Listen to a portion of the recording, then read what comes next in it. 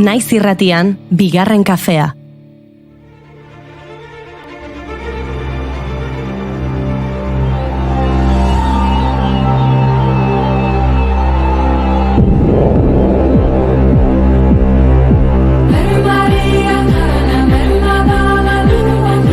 Arratsaldeon guztioi, arratsaldeon Goiuri. Arratsaldeon Iñigo. Arratsaldeon Mai. Arratsaldeon. Ea asmatzen duzuen zergatik jarri dudan abestia basteko. Nire ustez, abesti honekin aipatu nahi duzu, gaurko egunez Nature aldizkariaren lehen alea argitaratu zutela. Bete-betean Goiuri, Nature zientzia aldizkaria disiplinartekoa da Norman Lockierrek sortu zuen Londonen, 1869 azaroaren lauan. 300.000 bat zientzialari irakurle ditu eta guztira 600.000 pertsonek irakurtzen dute. A ber, utzen zuten? Nik uste nuen abesteak Tutankamonekin lotura zuela. Ez, Mai, Tutankamonekin lotura egiteko beste doinu hau jarriko nuke. The fun waitresses take their trays, spin around and they cross the floor. They've got the moves, oh, hey, oh. You drop your drink, then they bring you more. All the school kids so sick of books, they like the folk. Nik ez dakit nola sartu diren sarreran The Banglesak, eta ez dakit zergatik aipatu nahi duzun Tutankamon, Mai. Gaur 1922an Howard Carterrek Tutankamonen hilobia aurkitu zuen. KV-62 hilobia, Egiptoko erregen haranean dagoena osorik aurkitutako Egiptoar errege bilobi bakarra da, eta hobekien kontserbatutakoa. Alde batera utziko ditugu zientzialarien aipamenak. Adosea asmatzen duzuen zergatik abesti hau. Ez du. Abesti aukeratu duzu isiltasuna gustatzen zaizulako. Bai, ez dakit zergatik ez duen nahi gurekin parte hartu, baina, bai, konponduko dut. Zergatik abesti hau.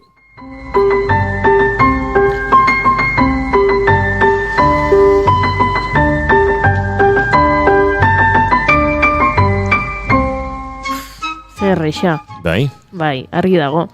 Gaurko egunez 1982an Jacques Tati zendu zelako. Jacques Tati-Chef frantses zinema zuzendaria eta antzezlea izan zen. Music Hallean jardun ondoren zinemari ekin zion, 32an, film laburrak eginez. Eguneroko bizitzaren satira da Tatiren zinemaren ardatza. Behatzaile zorrotza zen, umore finez ornituta, eta hainbat giro islatu zituen bere filmetan.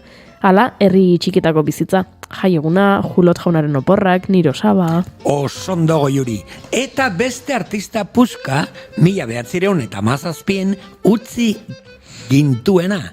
Xokolat. Xokolat, Rafael Padillaren izen artistikoa da. Paiazo bat izan zen. Rafael izena zuen, baina abizenik gabe jaio zen Kuban. Bertan, esklaboa izan zenez alde egin zuen baserrian lan egiteko erosi zuen Abanto Zierbenako familiaren etxetik.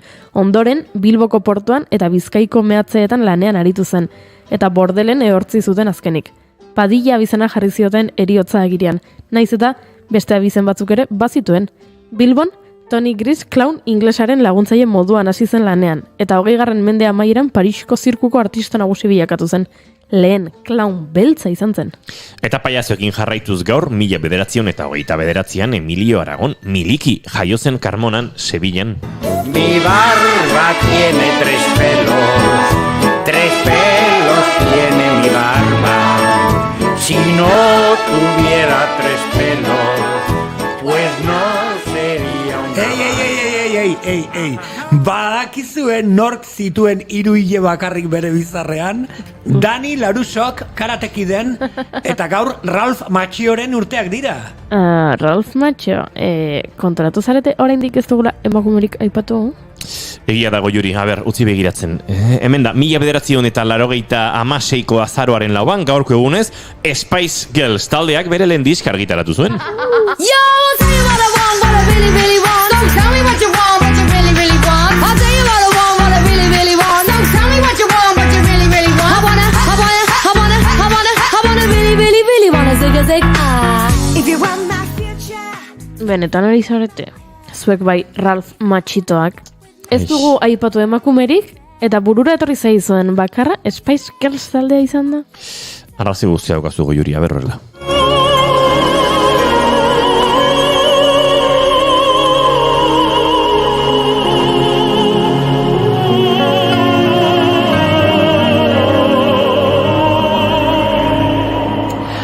arrazoi guztia bai. Ba, adibidez, 1913 jaio zen Jelizabeta Bikova, xake jokalaria, ingeniaria eta idazle errusiarra. 30ko hamarkadan xake munduko txapelketetan nagusia. Edo adibidez, 1980an hiltzen Elsie McGill ingeneri aeronautiko kanadiarra, urakaneetako erregina ez izenez ezaguna. Munduko lehen emakume izan zen aeronabeak diseinatzen. Hainbat esparrutan ere aitzindari, 1927an ingeneri elektriko titulua lortu zuen lehen emakume kanadiarra izan zen. Edota 2 urte beranduago, aeronautikako titulua lortu zuen lehen emakume ipar-amerikarra. Emakumezkoen eskubiden eta lege zein lan eskubiden borrokatzaile amorratua, hauen aldeko borrokatzaile amorratua. Edo, adibidez, gure gaurko gonbidatuak, Maider Alzelai eta Mireia Delgado ipuin kontalariak gurera etorriko dira. Heldu da kontua. Eta Maialen Tellabide bisita ere egingo digu, afroturismoari buruz aritzeko. Eta Maialen López eta Iñaki Goikoetxe bidaiariekin euskal diasporaren arrastoak jarraituko ditugu Txiletik. Eta ni hemen izango naiz, beraz has gaitezen.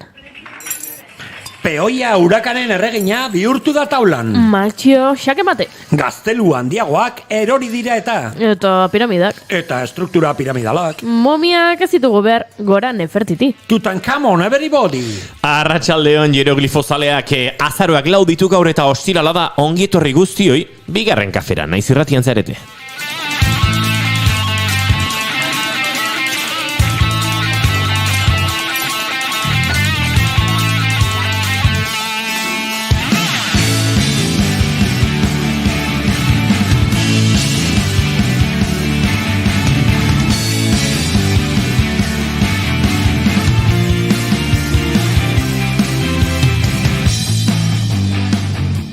Zuekin jeroglifoen erregea, Mai Gorostiaga! Kaixo, koko naiz, eta piramide eta torre baten arteko diferentziak azalduko izuet.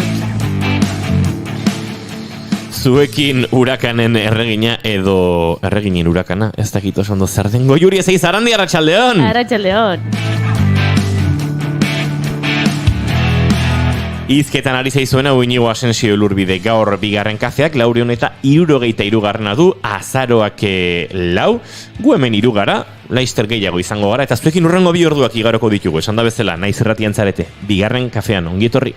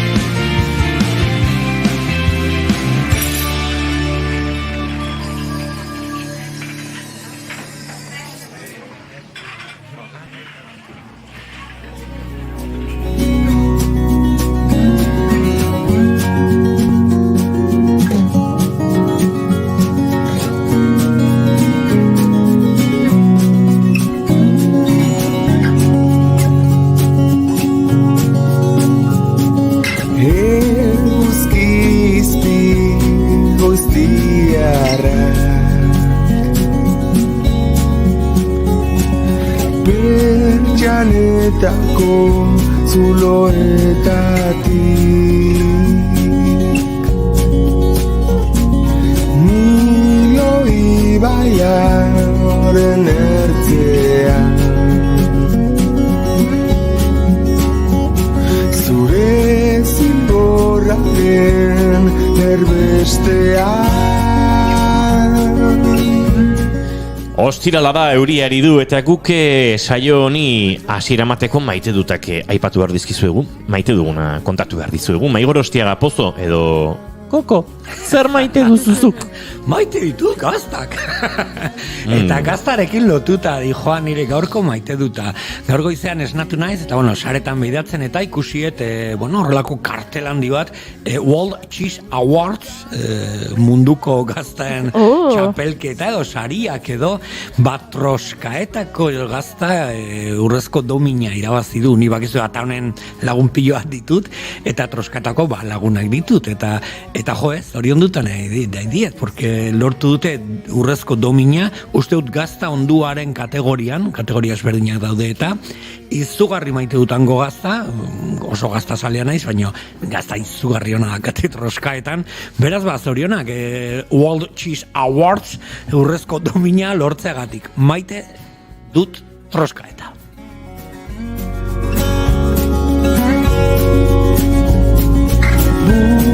Burkoak dira laino bakan. Eta zuko Juri? Nik maite dut ez bat daukat. Ara. Atzo, Frantziako Asamblada Nazionalean, ultra eskuineko parlamentari batek, Gregoire de Fournas izenekoak, Le Penen lagunak, oihu egin zion beste parlamentari bati, Carlos Martens Bilongori. Carlos Martens Bilongo beltza da, eta Fournasek Bilongo hizketan ari zenean, honako hau jokatu zuen. Itzuli Afrikara! Hori, Frantziako Asamblada Nazionalean, bertan bera ustea erabaki zuen Asambladako lehendakariak, sesio hori behintzat, eta sekulako oihuak entzut diren, parlamentarien artean, eta ez dut sinesten, 2022an, Frantzian jaiotako politikari bati, beltza izategatik beste politikari frantses batek, oihu egitea, Frantziara itzultzeko. Afrikara itzultzeko. Afrikara itzultzeko, lanean ari diren bitartean, ze politikariei ahaztu egiten zaie, lanean ari direla, eta ez da herrialdea hobetu beharrean, nola badirudien batzuk atzera pausoak eman dituztela. Beraz, besarkada bat Carlos Martens Bilongori, eta zaplasteko bat Gregor de Fournasi.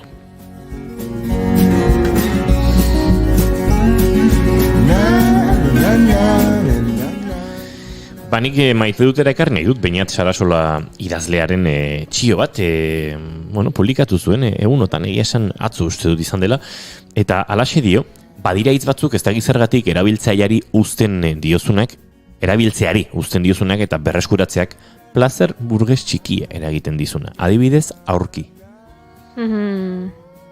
Nik aurki erabiltzen nuen, eta ez da gizergatik hain gutxi erabiltzen dudan gaur egun. Bai. Eta jarraitzen du, Beñat Sarasolak, euskul nartzisistak euskara batuari egotziko lioke lasterren hegemonia, baina ni beti paratuko naiz bantuaren alde. Gora Beñat Sarasolaren txio, eta guk aurki saioari hasiera emango diogu, maite duten tartetxonen ostean. Aurki gurekin izango dena, Maialen Tellabide izango da.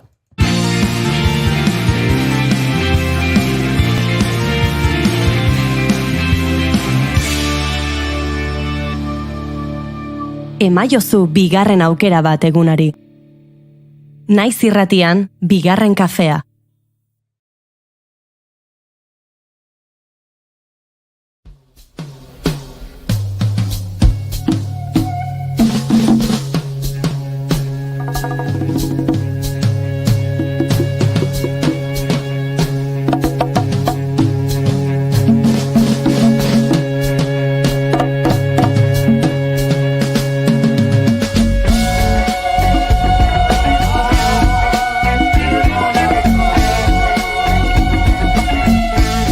Ostiralari dagoeneko asteburu usaina dario eta gure murgiltzen ari gara. Ez dakigu oso ondo zein erritmo eta zein girotan, baina badiru dite oso egokiak ostiral bati amaiera emateko.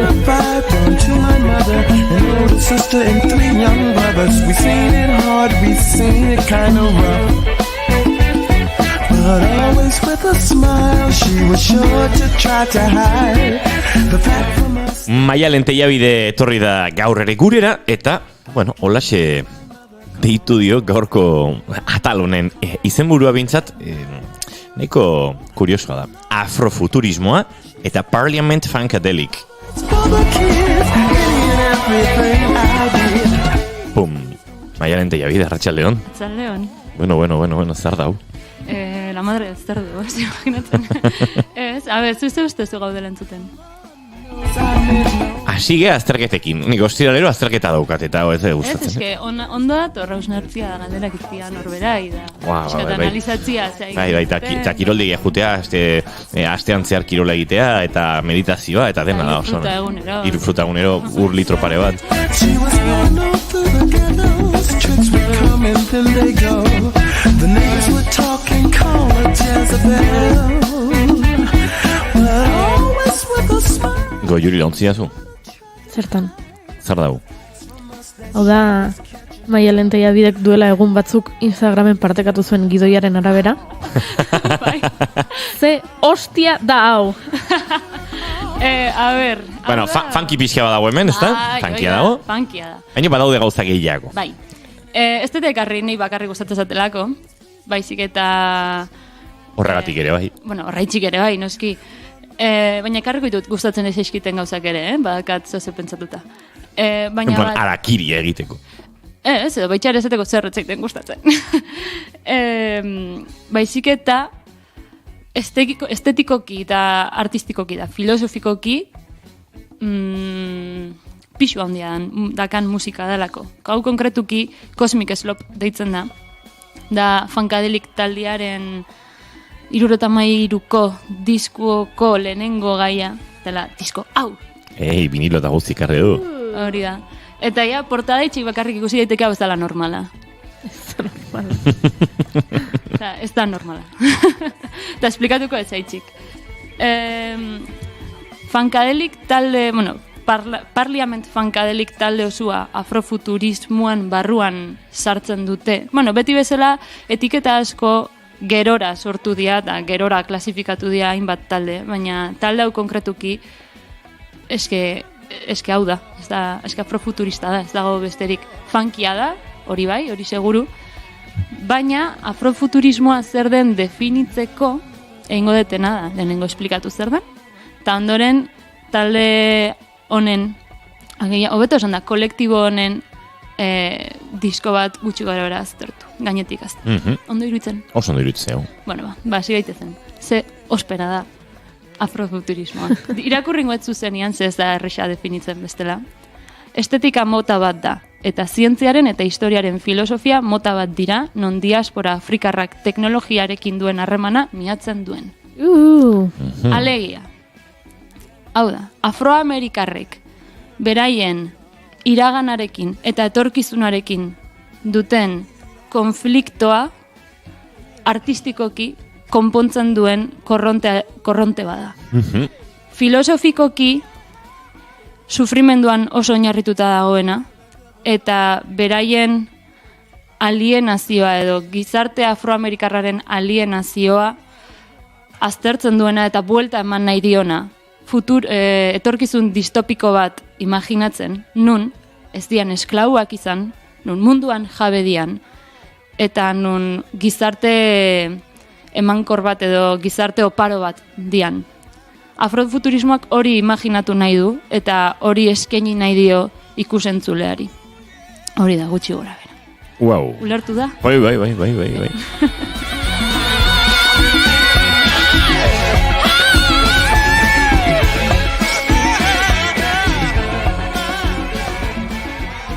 Kontua da,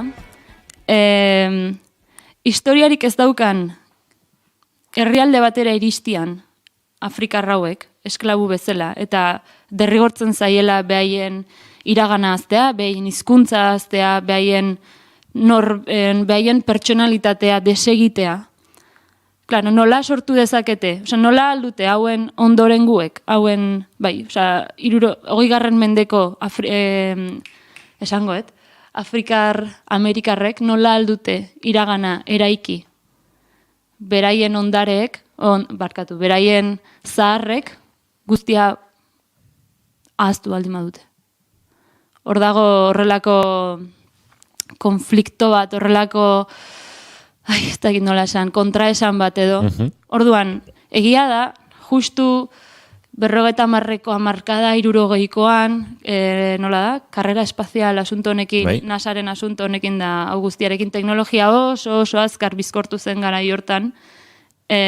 Badago, prostetikoki, digamos, hola, gauza pixkat kutrekin, osea, gure begitara kutreak diazenak, horrekin elikatzen dan zerbait. Eta beraien etorkizun distopiko hori, teknologikoki izugarri aurreratuta dago. Eta Parliament Funkadelikor oso barruan dago. Good evening.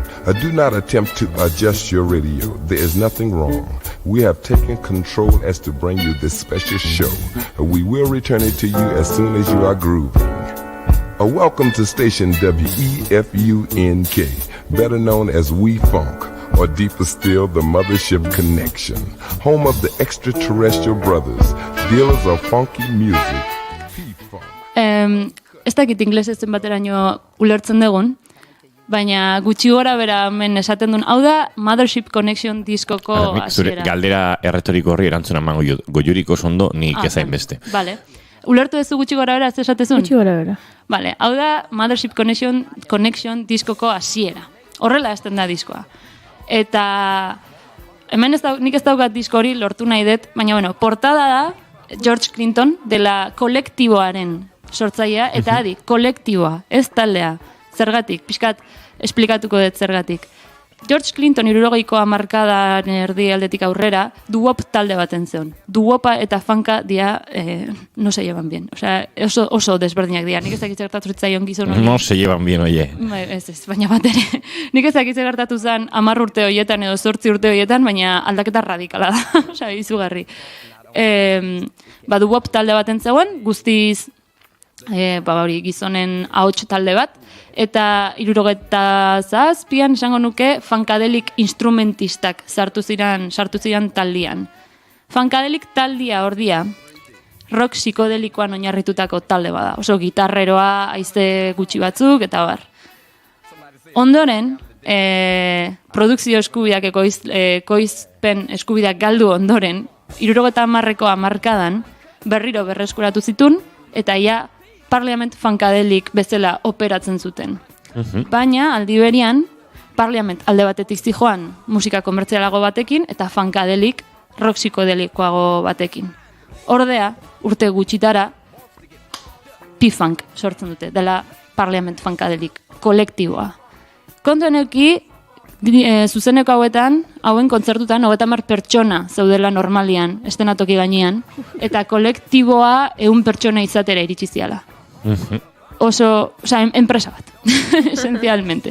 Enpresa bat, ezagik, kapopa bezala, daudela dago talde bat hemen, baina talde berdinak izen berdinarekin beste hiri baten ere kontzertua ematen du.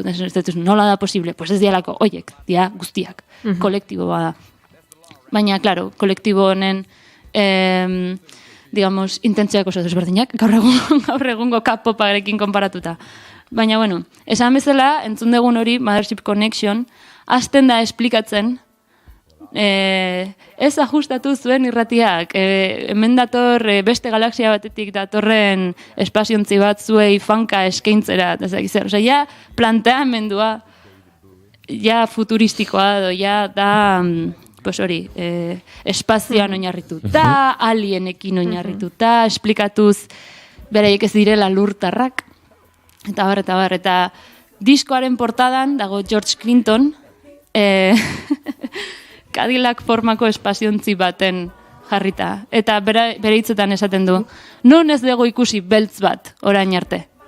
Espazioan. Eta horregatik esaten dut, afrofuturismoak badaukala,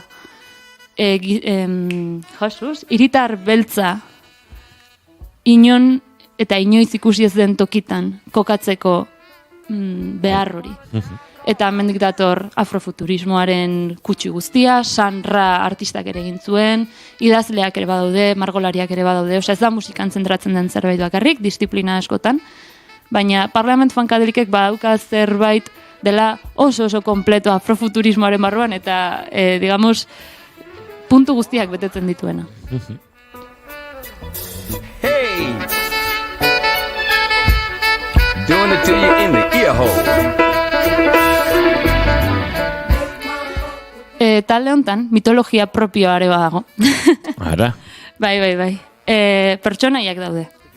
Dr. Frankenstein, Lollipop, beste bat, orain ez ditortzen izena, baina kontua da, estenatuki gainean, mozorratuta doaz, danak.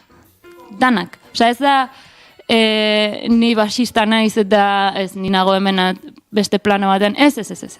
Danak dia fantasiaren parte, digamos, eta danek daukate papel bat, eta kontzertuak oso dinamikoak dia orokorrian, eta ez dakit, nei bereziki gustatzen dait hau. Bereziki, ez dakit zeitxik, klik intziten bere momentuan, da esan ospera, zein naiz ikusten. Hau ez da normal, hau ez da zerbait ez dakit, superficiala edo ez da zerbait kanpoka honek, zeuze gehiago dakaz, bestela talde batek ez du denbora galtzen, mitologia propioa sortzen. No me fastidies. Eta nahiko nuke, posible baldin bada,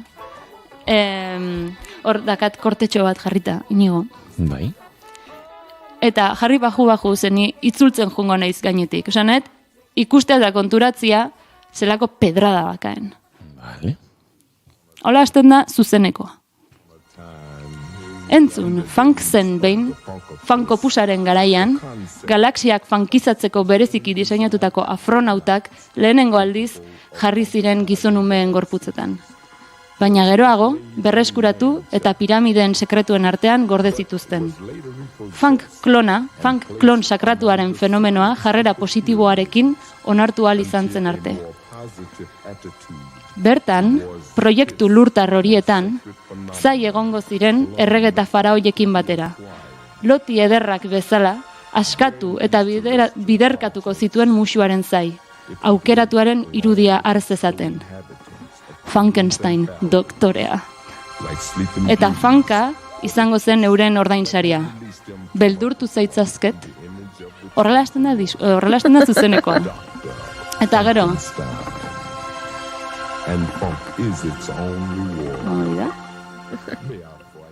eta gero ateratzen da kartoi piedrazko espaziontzi gris bat, begi gigante batekin, da barrotik ateratzen da George Clinton, Dr. Frankenstein bezala mozorratuta, eta ja kontzertua hasten da. Zoramen bat. Qué guapo. What's happening, CC? They still call it the White House, but that's a temporary condition too. Can you dig it, CC? Hauxe, CC, eta ez DC, desberdina dela, Washingtoni dedikatutako abesti bat da. Washington DC, izan berrian Washington CC, Chocolate City. Zergatik, 60ko hamarkadan emigrazio handia egontzen Washington aldera, 60ko hamarkadan estatu batuetan gauza asko pasazian. JFK hiltzuten, Martin Luther King hiltzuten, nola da? Segregazio legeak bota zituzten, eta bar. Eta immigrazio handi horrek, digamos, suburbioko auzuetan, arazo asko sortu zituzten txuriekin eta beltzekin, da, bueno, estatu batuak, sin mas. Estatu batuetako gauzak egiten. Eta hau, digamos, abesti hau konkretuki, lehenengo P-Funkaren aurrekari bezala da, zeia horrazten dira imaginatzen Washington bat, nun Aretha Franklin dan baien First Lady, Richard Pryor, ez dakizerren ministroa, eta horrelako gauzak, nun... Ze guapo.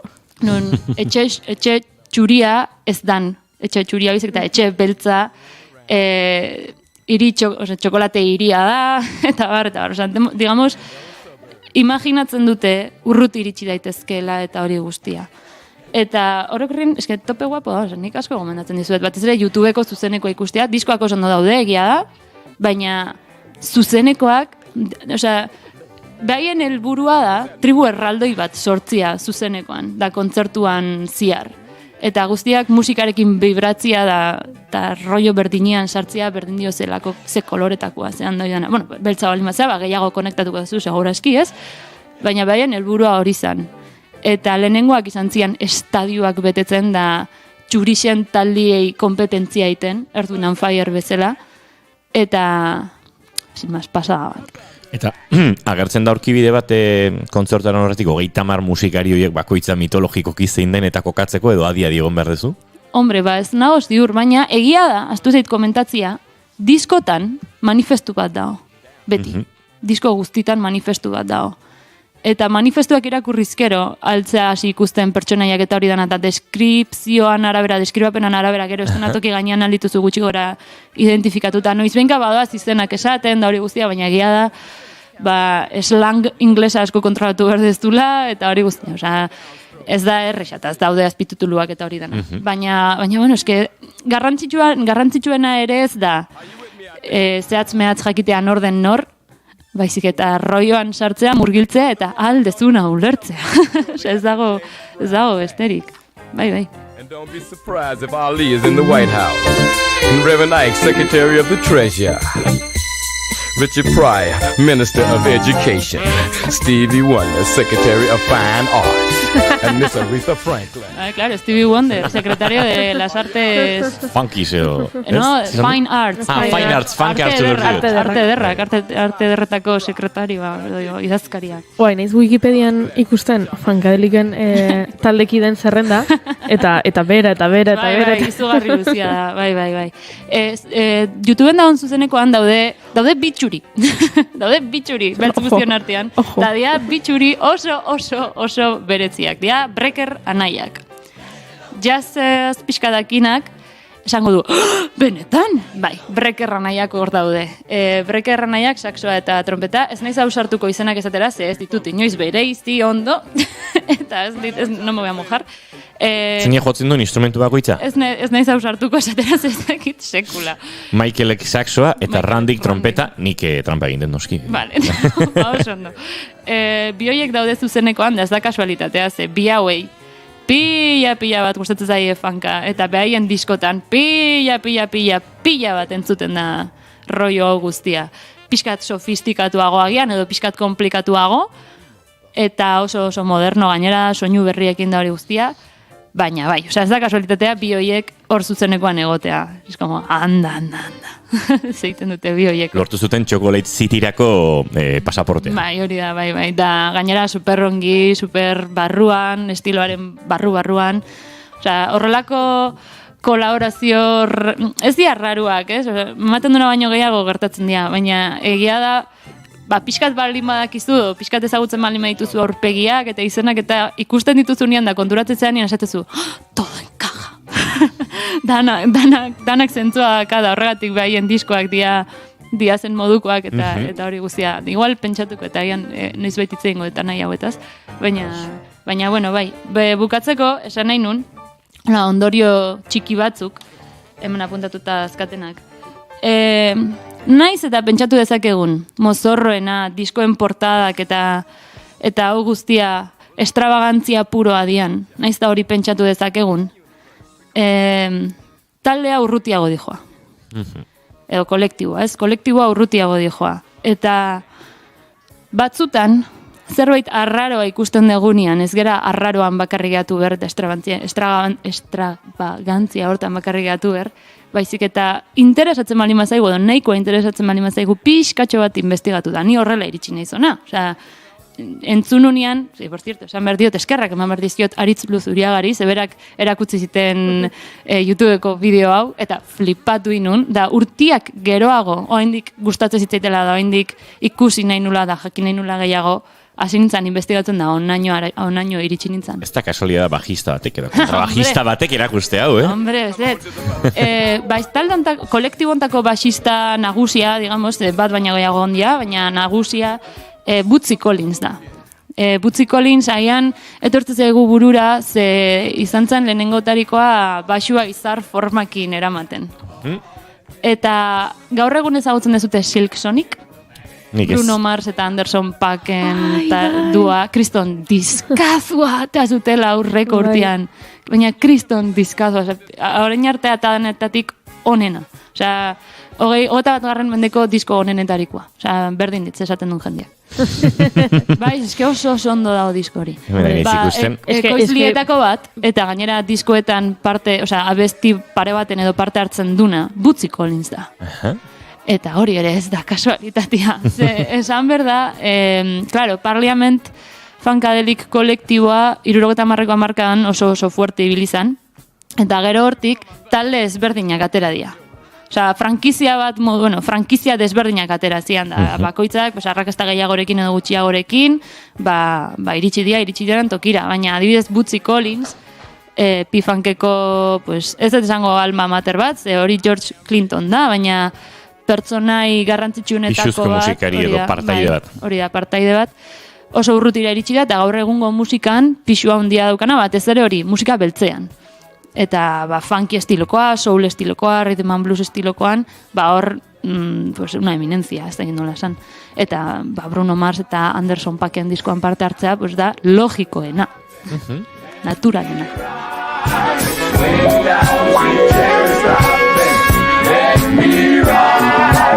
Onarte ostirala, onarte astea, onarte afrofuturismoa eta Parliament Funkadelikek eskaintzeko zutena gure tartean, zemendik aurrera zuen lana da saltxeatu, YouTubeen murgildu, Spotin edo nahi duzuen tokitan, edo Maialen Tellabidek bezala, viniloak lortu eta zuen etxean gozatzea. Aizu, Maialen Tellabide asteburu ona pasa, eta datorren ostiralera arte. Asko gozatu asteburua. Saiatuko gea.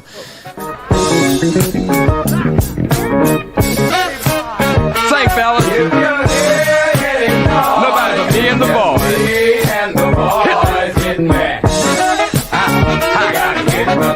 the bank.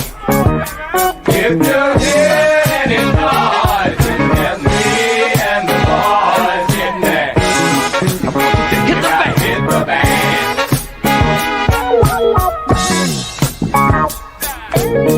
Start y'all here. Doing it in 3D. So good, it's good to me.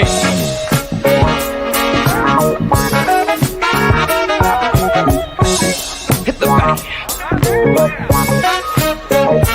If you're hearing it, boys, it's me and the boys in there.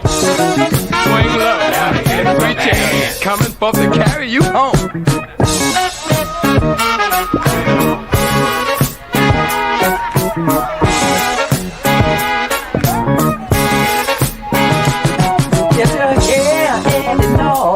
It's just me and the boys. Hit the band. Hit the band. Hit the band. Oh, if you're having what's that? You gotta hit the band. Do it for me again. I don't think it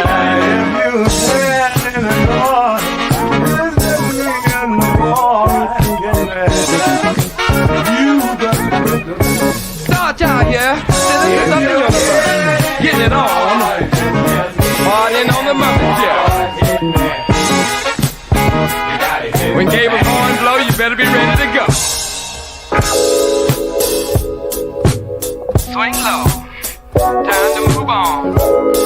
Light years in time. Ahead of our time. Free your mind and come fly with me. It's hip on the mothership. Sweet cherry, stop and let me ride. Slow down, sweet cherry, stop and let me ride. Swing down, sweet cherry, stop and let me ride. Swing down, sweet cherry, stop and let me ride. Swing down, sweet cherry, stop and let me ride. Swing down, sweet cherry, stop and let me ride.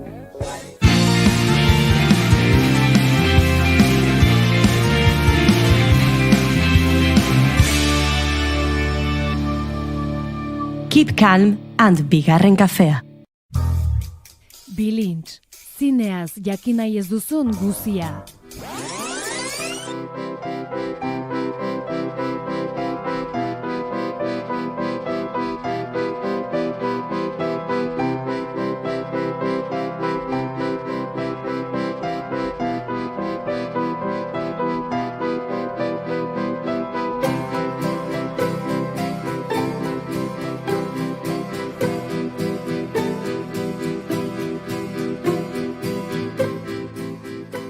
nik hartu diot, Wes Andersonen pixkat kosmos hortako nola baiteko zea bat, zantzu bat, Bueno, pelikula indie gehiengoek daukaten zantzu hori, igual, ez? Osan, Juno bat edo...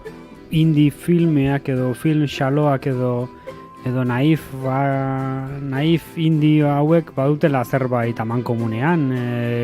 Bueno, ez dakit, batzuk dira personaje karakterizatuagoak, beste batzuk ez, baino bai, ez dakit, asko aldentzen da, David Fincher batetik, ez da Hitchcock batetik, beste film askotatik eta beste estilo askotatik, badukate zerbait, elkartzen dituna indie.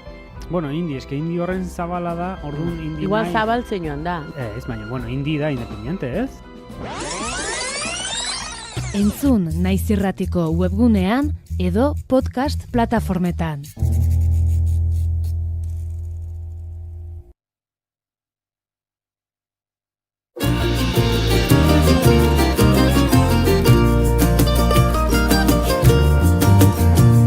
Betaurreko beltzetan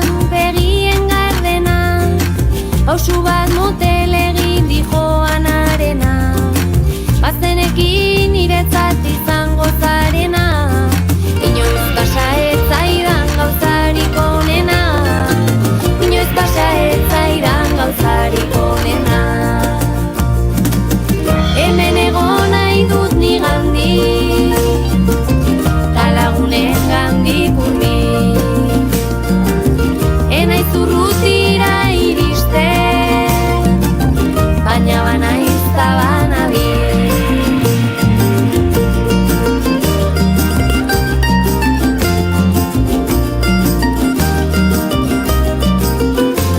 Salto egin badute hainbeste ur jauzi, ni ere eror naiteke buruz baina zutik, bare hau sartaularin eta eskutxik, baina azala daukat belurrez biluzik.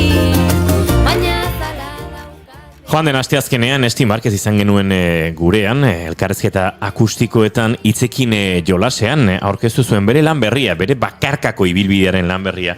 Baina hartan gebiltzala galdetu genion hitzen sorkuntzagatik, hitzen esanaiagatik eta baita hitz hoien sortze prozesu hortan parte hartu dutenengatik.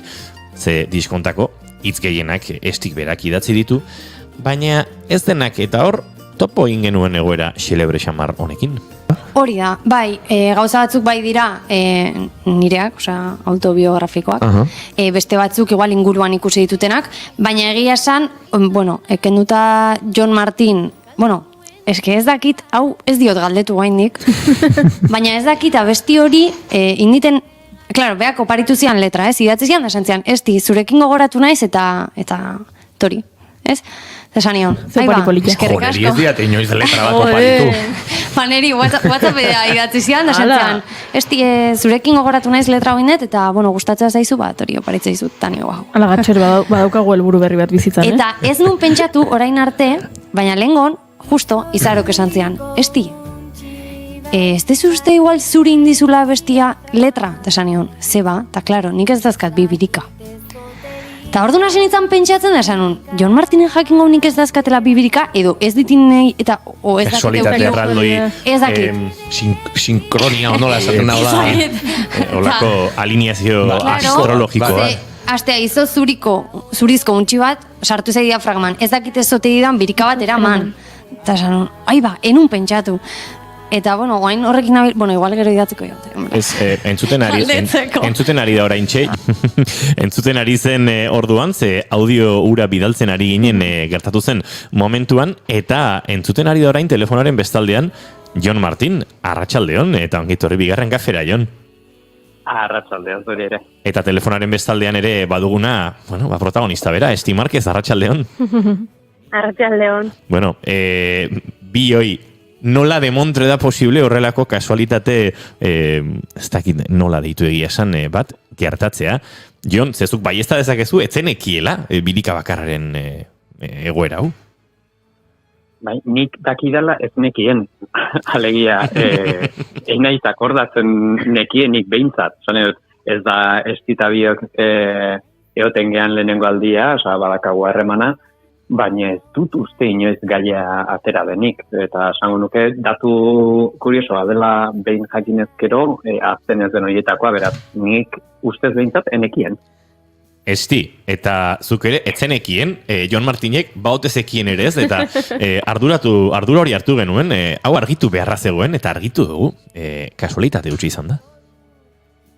Bai, nik ez negien, Jonek bazekien edo ez zekien, eta izaro azizitzaian esaten, igual zuri nizu, igual zuki pentsatu zuen, eta gero nola zuri bializizun, igual bazekin, badaki izanik, izaro ez dakit, eta igual bai, eta azizitzaian esan da, berotxak izan pentsatzen, ostras, ba, igual badaki, eta badauka zer ikusian letra gaina hola azteak, ba ez dakit, ba ematen ez ezekin, orduan izan da kriston kasualitatea. Ze gaina, goatzen ez, letra hori bidali baino hilabete batzuk lehenago, ba igual 2 edo 3 hilabete lehenago, idatzen nola eta egonizara behakin duzeiten. Eta nola, ba hori, sorkuntzan nola eta nahi batzun, bueno, eskuzale kartuko nula bere letra bat eta hori. Eta esan zean, gaia, eta nion pentsatuko dut, eta nik ez nun pentsatu gaia, eta berak gero handik hilabete batzutara bidali zean hori. Eta orduan, ez dakit, ba kriston kasualitatea da. Pentsa, Honek ematen du, Friends telesaieko atalura, konbertsazio guztia, gidoi guztia den, beraiek ez dakite guk dakigula, uste dutela, beraiek ez dakitela guk ez dakigula, bisio bat horrela. Pentsa, Jon Martin idatzi daiteke letra bat eta kasualitate izan daiteke, baina, bueno, ba, ez dakit, gauza ohikoagoen inguruan, baina alaxe dio letrak, leno ere estike aipatu du, izot zurizko untxi bat sartu zait diafragman, ez dakit ez ote didan birika bat eraman. Ez da oso ohikoa, letragintzan, birika lapurretaren inguruan, edo birika faltaren inguruan aritzea. Ez, baina, antsietatea modun batea deskribatzekotan nik esango nuke, diafragma bueltan, sabela, baino pixka gorago edo, sartzen zaigun presio bat, ez? Eta, badakate, katuek adibidez, kotxeko motorra bero da honean, motorrean sartuta goxo-goxo hor sartzeko ohitura, antzeko zerbait irudikatu nahi nun, ez? Barruan sartu zitzaela animalian bat, eta presionatzen mindula barrutik, eta untxi bat, ikusi nun, untxi txuri bat, ez? Izotzezko untxi bat edo, eta gero hortikan aurrerakoak esango nuke bertsoaren eta herrimaren magiak kausalitate bihurtu zuela, alegia. Ez dakit inoiz jarri zaten aman herriman pentsatzen, nire askotan, baina diafragman rimatzen dezun momentuan, aman bukatzen den oso hitz gutxi daude. Aman, ez dakit, ez zait bururatzen askoz gehiago, bai, eman bukatuko dit, Superman, Doberman, Tenman, Tabernan, baina aman, ez, bat ere, eta eraman, da, hor, etortzen zaigun bakarra, eta eraman, zer eraman dezake behin horra sartu den piztiatxo batek, birika bat, ez? Eta azkenean, reforzatzen zuen antsiedadaren ideia hori, alegia arnasa lapurtu dit hor sartu den animaliak, ez? Eta nik uste hortik dijoala, kausalidade badela, kosmikoa, baina baita poetikoa ere. Ez oso jibia da. Era bat, esti kantu hau berezia zen dagoeneko. Gainera diskonetan aitak egiten duen kolaborazio bakarra da, ederra da oso kantua, gauza asko zituen, baina esango nuke orain beste maila batera eraman duela ez dakit, deskubrimendu honek, ez? Bai, egia esan nik letra irakurri nun lehenengo momentutik, gaina eske uste bializian azteitu irakurri nun, eta pila gustatu zitzaidan momentu, eta esan musikatu net, ja. Eta, pila bat gustatu zitzaidan letra, igual da diskon gehiena gustatu zaiten letra ausartuko nitzake esatea, dena gustatu zaizkit, baina hau gehienetarikoa, zango nuke. Eta jarri nitzala gero hori pentsatzen, eta izana kasualitate oso polit bat. Ni oso pozik nago. Aizu, Jon, lenguan letra honen bueltan ibili ginen beste frikikeria batean eta ez dizkizuegu askoz segundu gehiago lapurtuko biak nahiko lanpetuta zabiltzate eta baina sol maiorrean abesten nizun ahots urratuarekin baina aldegin zenuenetik beti jotzen dut min. Eta hemen, berriz ere ez dakigu, kausalidadeak zenbat duen poetikotik, ze urratuarekin errimatu zenuen, minekin, ni pixkat aratago nindoan, pentsatuz, sol maiorren erlatibo menorra, mi menor tonoa dela, eta mi menorrare badela tristea eta minarekin lotuagoa. Ez dakit hori guztia bazuen? Zure buruan? Esan ezakoen eta oso ondo gelditu musiko bezala hori dena kontutan hartu nula, baina ez, nire maila musikala tamalez oso akademikoa izan zen, eta ez plazerrari lotua, eta horren bestez denborarekin ahaztua. Ni solfeo eta harmonia eta bar guztiak egin itxun eta gitarra eta, baina egia esan geroztik oso gauza gutxi gelditu zaizkit. Hor jolasa literala da alegia, beti jotzen dut min, beti jotzen dut mina, min hitzetik dago, eta, bueno, letra bukatzen da, egingo dut berriz kantatzeko lan, daude la mayor eta mi mayor, lan eta min bihurtzen dira, orduan, enekin egia esan, zenbateraino jolastu ideia horrekin, sofan aipamena ere badao, eta sofak badu bai sol eta bai fa, sofan kantatzea hori da. Baina enakin zenbateraino erredundatu jolas hortan, absurdo eta ridikulo bihurtzetik, gusto honetik barrokoare oso tarte txikia dago, eta, bi aipamen horiekin erabakin unuztea. Baina bai, ez da musika irizpidetik. Jakizu poetikak eraman zaituela beste kasualitate kurioso batera, baina gu geratuko gara birikaren kasualitate kosmiko eta eder horrekin, eta izue, ez dizue bukatuko akaso, narzisismo puntu batetik, baina deskubrimendu hau bigarren kafean egin izanak, alako poxa mantzigula, eta pentsatu genuela zue biok telefonoz behintzate elkartu behar zintuztegula, honen inguruan aritzeko.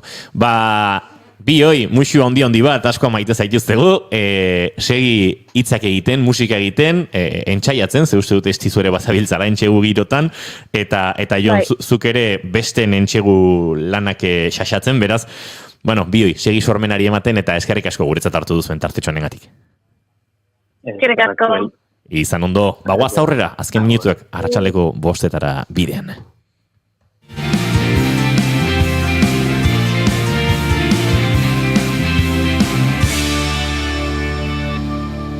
Bigarrenak ez direlako beti okerragoak, bigarren kafea. Eta disko berrietatik, single berrietara, ze Janus Lesterrek jaurti du honako hau.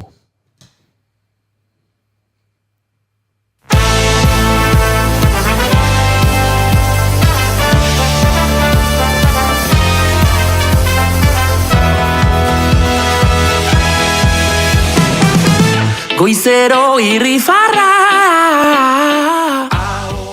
Dab, hementxe Janus Lesterren azkena. Bideoklip eta guzti streami bitartez jarraitzen gaituzuen ontzako, eta Jokin Pinatxoren proiektu berrian. Sanda bezala horpegi ezagun asko, musikari mordoa, eta denak ere etxerako modukoak. Eta koreografia. Bai. Guk abenduaren 18 izango ditugu gurean. Ordurako ikasi egin berdugu inigo. Ados, guazen! Elkarriekin dap, airean goa. Zuk nirekin dap, nik zurekin dap, kolor sala izango da. Guztiek erantzuna ahoan,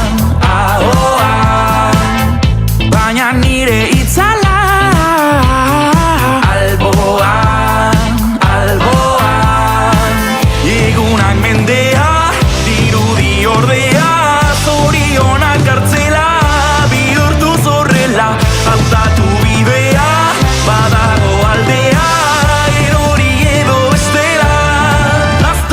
da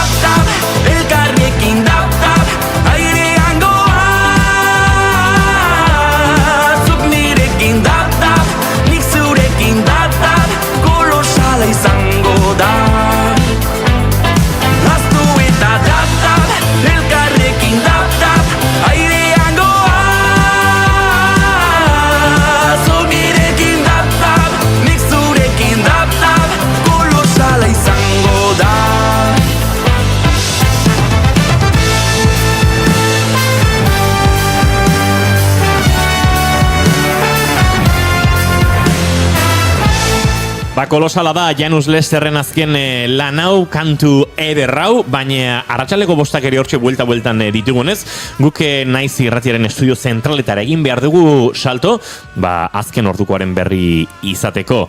Jon Garate, arratsaldeon.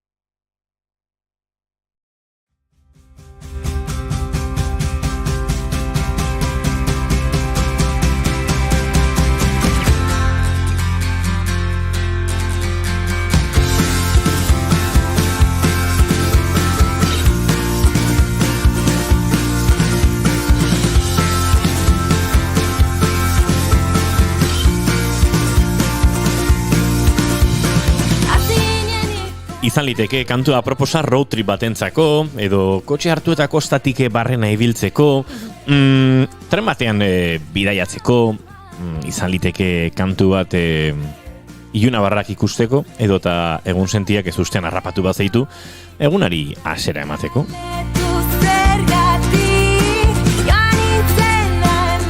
Iaia egoera guztietatik biziko dute gure urrengo bi gonbidatuek. Bi gonbidatuek ez, bi kolaboratzaileek, naiz eta estreineko zariko diren, aurten gurekin bigarren kafean aurreratu genizuen denboraldi hasieran, bagenituela alako fitxaketa berriak eta kantu hau maite dute D&D edo D eta B, Nogen eta Jon Elaspiurren arteko elkarlan hau. Hain zuzen ere, ozeanoa zeharkatu eta bertan iraganako ibilgailu batekin kilometro mordoa egiteko. Hemen gaude proiektuaren berri kontatuko digute, laupago sastez behin edo, aipaturiko gure hurrengo bi lagunek, Maialen López eta Iñaki Goikoetxea, arratsaldeon eta ongi etorri bioi bigarren kafera. Kaixo, arratsaldeon. Arratsaldeon. Bueno, abiatu zenuten bidaia, behin kontatu genuen, gure kolaboratzaile ere baden Marcos Tedinekin topo egin zenutela Argentinan, baina dagoeneko, Txilen zarete, lehenengo kokatuko dugu, nondik hasi zenuten bidaia, gero galdetuko dizuegu zergatik. Baina Argentinatik Txilera, dagoeneko astetxo batzuk pasa dira, ezta? Bai, duela hilabete iritsi ginen, gutxi gora bera, irailaren 25ean, 26ean Buenos Airesera iritsi ginen, eta orain ja Txilen gaude. Nolakoak izan dira aste hauek, ez dakit zer espero zenuten eta zer topatu duzuen, Iñaki? Bai, esan, orain arte dena oso ondo joan da, batez ere euskal komunitateko jendearekin egon gara, eta horrek beti laguntzen du gauzak egiten eta hainbat lekutan kokatzen, eta gutxi gora bera dena hori 5 aste pasa ditugu, Argentinan ibili gara, Txilen ibili gara, gero ere Paskua uharteraino joan gara, eta esan bezala dena oso ondo orain arte. Euskaldun eta euskal kulturarekin lotura duten lekuak bisitatzeko asmo zabiatu zineten, eta elkarrizketatzen joango zareten protagonisten eta ibilbidearen inguruko bideoak eta edukiak elkarbanatzen zabiltzate sare sozialetan. 6-7 hilabeteetan Hego Amerikatik barrena 9 herrialde zeharkatzeko asmoz. Nondik nora sortu zen, hemen gaude Euskaldunon urratsetan proiektu hau biontzako?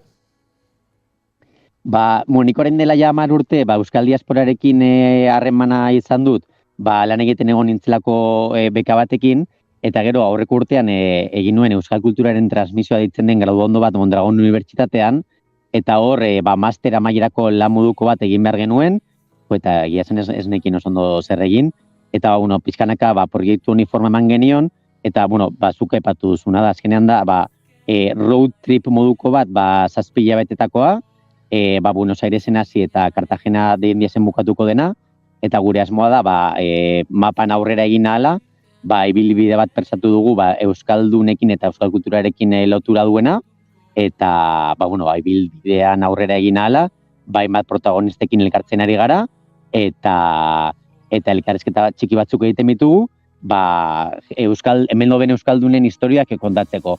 Hausarketa bat egin genuen, eta hori, bibliografia asko dago gai hauek jorratzeko, boletina daude interneten, webguneak, baina ez dago hainbeste material sare sozialetan. Orduan, hori zabaltzeko asmoarekin, biltzen ari garen jendearekin, elkarrizketa txiki batzuk egiten ditugu, eta bideo txiki batzuk prestatzen ari gara, oso modu xume, pildora moduan, protagonista horien historioak, saerain bitartez kontatzeko, euskeraz, gazteleraz, mota askotako historiak, eta horrekin gabiltza horren dela ja hilabete eta piko.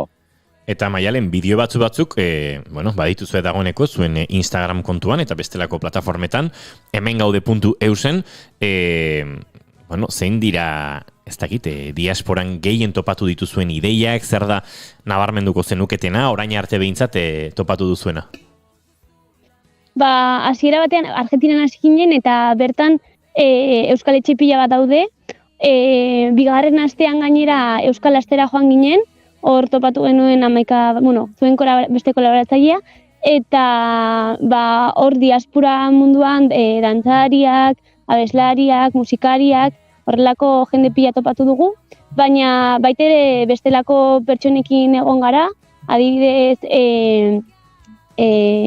orain Merlo herrian egon ginen, eta Merlon 2000 metrotara euskaldun bat bizi da, eta berarekin ere egon ginen. Gero Kordoban adibidez euskal tresna jotzen dituzten musikariekin egon ginen, eta ja Txilen bi emakume elkarrizketatu ditugu, beraiek gazteak zirenean Txilera etorri ziren, eta beraien istorioak ere kontatu ditugu.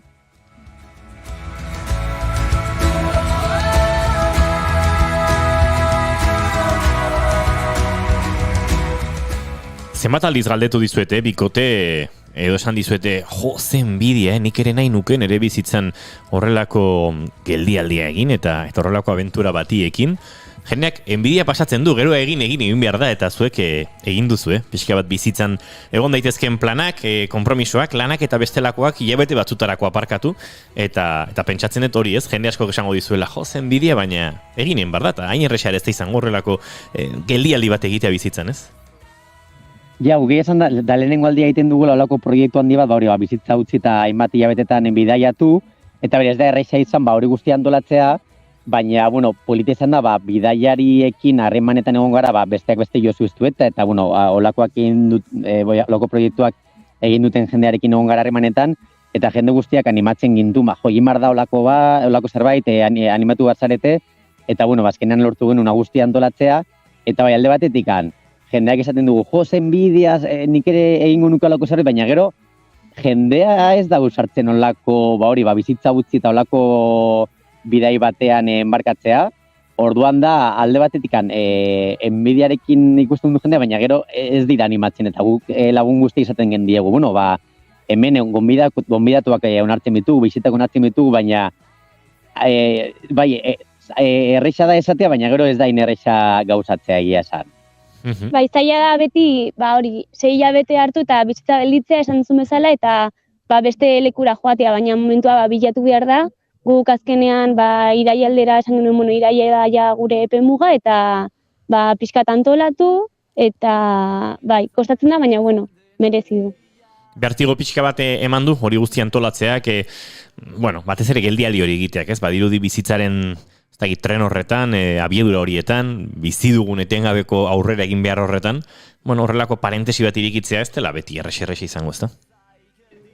Bai, eta esan, entzun dugu denetarik, sorpresa izan da, nola, jendere kontatzen genionean, etorri baino lehen, jende batek, animo asko mandizkigula, baina gero beste batek ez zuen ulertzen, edo esaten zigun, ja ez duzue adinarik olako abenturetan ibiltzeko, olakoak ere entzun berri izan ditugu, eta esan etorri baino lehen, lehenengo aste horretan, bai bertigoa ematen zuen gainera, hegazkina, kotxea bidali, hemengo logistika guztia antolatu, baina, ja martxan gaudelarik orain dela 4-5 aste, orain arte dena errex izaten ari da, eta ia esan, Irungo lagunek esaten digute, enbidarekin karretzen ari gaituztela, orduan, hola, zalantzetan dagoen jende guztia, bidai bat egitea edo olako proiektu bat aurrera eramateko gogoa daukan don horrentzat, gure animo guztiak eta gure babesa guztia, olako gauzak bizitzan egin bar direlako. Ze diseinu politiak denak, bideoa, mapa hau, dena. Horre, saiatu garalik eta hoberen komunikatzen egiten ari garen guztia, eta batez ere hori Irungo diseinatzaile batekin jarri ginen harremanetan, bera Misberbi deitzen da, Nerea Bermejo, eta superkarako hietako bat, kontatu dizkigun goza guztiak oso ondo diseinatu ditu, eta ia esan, berarekin harremanetan gaude oraindik, bidean aurrera egin ala, beste diseinu batzuk prestatuko ditugulako. Hemen gaude.eus bilatzen baduzu Instagramen esaterako, agertzen dira hor bestelako diseinuak, ez? Rapa Nui, Pazko Uartea, Txileko, ez dakit, beste irudi eder bat horre, itxasontzi batekin, ez dakit, ohikoak izango diren horrelako ilustrazioak, zen makatxinen ere ikusi duen, ez? Semana Nazional Baskaren inguruan beste ilustrazio bat, hori da plana, Maialen, jarraitzea horrelako ilustrazioak ere igotzen eta tartekatzen bideoekin, edo hauek izan dira eta pake pixat emango diozue sortzaileari? Herrialdeak zerkatzen ditugunean, ideia da horrelako ilustrazioekin saltzea, eta gero leku bitxiak ere, Rapa Nui Uartea ere, olako lekuren bat bisitatzen badugu, olako ilustrazioren bat ere jarriko dugu, ideia hori da. Eta bestale, bideoak bi motatakoak egiten ditugu, alde batetik elkarrizketak, eta gero leku bitxiak, txokoak ere, Euskal Txokoak, edo Santiago, hiriburuak, ere islatzen ditugu gure bideoetan. Iñaki, zer moduz ari da portatzen Nissan Micra zahar hori?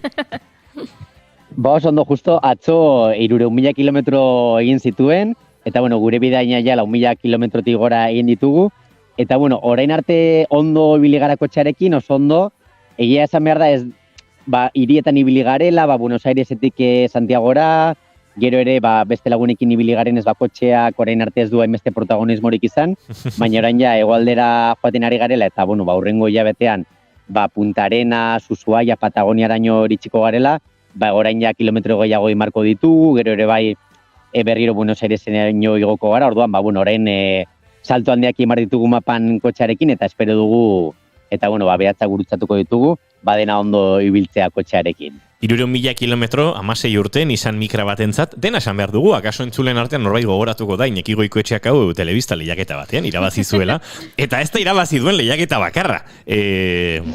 Baina Nissan Micra hau aspalditik dago zurekin, Iñaki, lehiaketa baten ondorioz?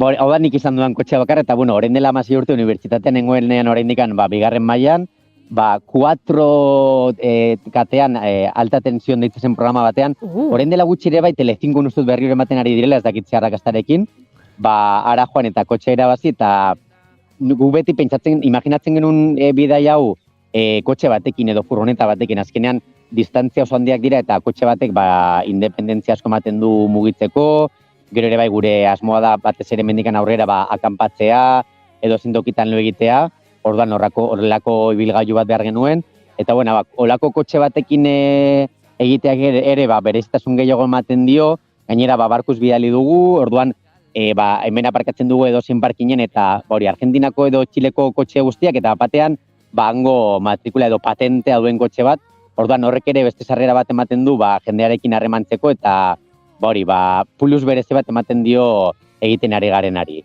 Gainera, kotxea lo egiteko ere prestatua daukagu, hasiera batean Googleen sartu genuen, Micra kanpelizatzeko bideoren bat bilatzeko, ez egon ezer, inorrek ez du egin, eta gero bere koinatuak, neurriak hartu zituen, eta zantzun, hemen noi bat sartzen da.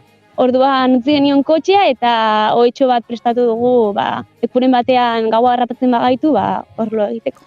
Ze ona, kotxeak ere badu bere rotulaziotxoa, badu hemen gaude .euseko estetika horren rotulaziotxo bat, hori ikusi dugu Instagramen behintzat, ez dakidana da, Maialen Iñaki, egin ote duzuen alako oinarrizko mekanika ikastarorik, edo baote zaudeten prest, kotxeak momenturen batean utzi egingo balu Ushuaiara bidean, oinarrizko konponketarik egiteko, edota jarreko zareten hango gertuen dagoen tailerren eskutan.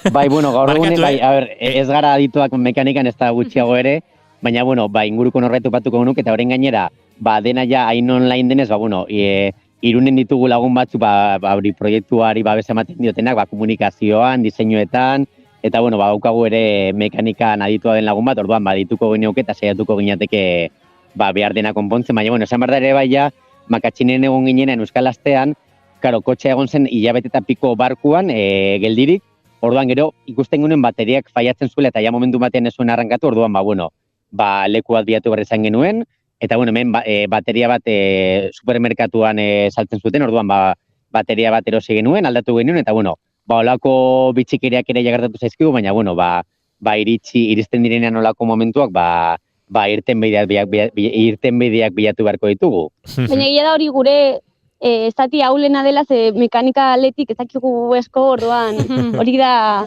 zati zaiena. Entzulari nahi nion kontatu hori ez, galdera egin dudanean, egon dela segundu bateko isilunean, batez ere egon da begirada bat, Maialenik Iñakik Maialeni, nork erantzun du marroia. Aizue. Eske iritsi, eta 3. egunean justo bateriaia ez zuen funtzionatzen, tertzen genuen, 7 hilabete egon gara hemen, eta 3. egunean ja kotxea ez dabil. Orduan izan zen krisi momentu txiki bat, baina berehala konpondu genuen, eta ala gauzak ala bat dira, ondo. Eta beste faktoreak kontrolatuagoak ditugu, bilbide aldaketa bat egin behar bada, egiten dugu edo, aurrekusta genuen plana aldatu behar bada, hori moldatzeko prest gaude, baina kotxeak faiatzen badu, hori ez dago gure esku, orduan, espero dugu arazorik izatea, eta orain arte ondo portatu da. Gauzat esango dizuegu, bigarren kafeko lagunek hortan asko ez zaituztegu lagunduko. Alegia, hobe irungo lagun hoiei, youtuberi, edo beste norbaiti galdetzea, ze, nik, ez? Esango nuke goiurizuk ere mekanikan, ez da? Zer patatero. Egongo da baten bat, ez dakit banik, ez gure lantaldean. Mekanika? Bueno, Josu Iztueta edo Angel Bai, Cuerdo eta bai, hauek ziur. tokatuko zitzaien furgonetaren bat konpontzea Oie, noiz bai, bait. seguro. Bai, itxura daukate baino, igual gero sorpresa eramango genuke. Eurak ere kolaboratzaile dira, zuek bezalaxe bidaiari tarte honetan eta urrengo astetan datozen enean galdetu behar diegu. Agurtzane belauntzaren ere Afrikatik barrena inbezetan ibilita agian egokitu zaio mekanika. Maria Romero Lespiurrek irudeko imprimakiak egiten ditu, beraz agian piezak imprima ditzake. Ez dut ikusten Maria Romero Laspiur kotxe baten bujia bat iruden imprimitzen. Ui! Igual bujiarekin belarretako bat egin ditek. Pues galdetuko diogu horrengoan. Marrazturiko mapedatik iesi itxasoan galtzena izarri. Maialen Iñaki, lehen aipatu duzuen makatxineko topaketa hori, aipatu genuen guk ere hemen, zera, Marcos Tebin gure kolaboratzailearekin nolakoa izan zen asteura. Esango nuke zuentzat, bereziki Maialen, akaso zuretzat, Iñaki, zuk esan duzu lehenago diasporarekin harremanik izan dauka bazinela, akaso lehen kontaktu potoloa izan zela, ez Maialen, diasporarekin, euskalduntasuna intensidade handez bizi duen jendearekin, eta ez dakit, ze sentsazio transmititu zizkizun aste horrek nolakoa izan zen? Jo, niretzat bai, egia esan izan zen oso potentea, nik ez naiz horrelako lekuetan egon, eta egia esan batzutan betxatzen duen nago, nago Argentinan, edo Euskal Herrian, edo ze pasio askorekin bizitzen dute, dena oso ondo antolatu dago, dantzatale pila daude, euskara ikasten, jende pila bat ere, eta bai, egia esan egun horiek arraroak izan ziren, bereziak ere, ze hori euskal kulturarekin erlazio oso potentea daukate, eta egun horiek hori oso intensoak eta errepikatzeko gogoekin. Batzutan Iñaki gezurra dirudi, ez? Horrelako herrialde batera joan, hain urrun, eta etxetik hain gertu sentitu alizatea. Akaso hemen momentu askotan eta leku askotan bizi ez dugun intentsitate batekin bizi dela horrelako topaketetan euskalduntasuna, ez?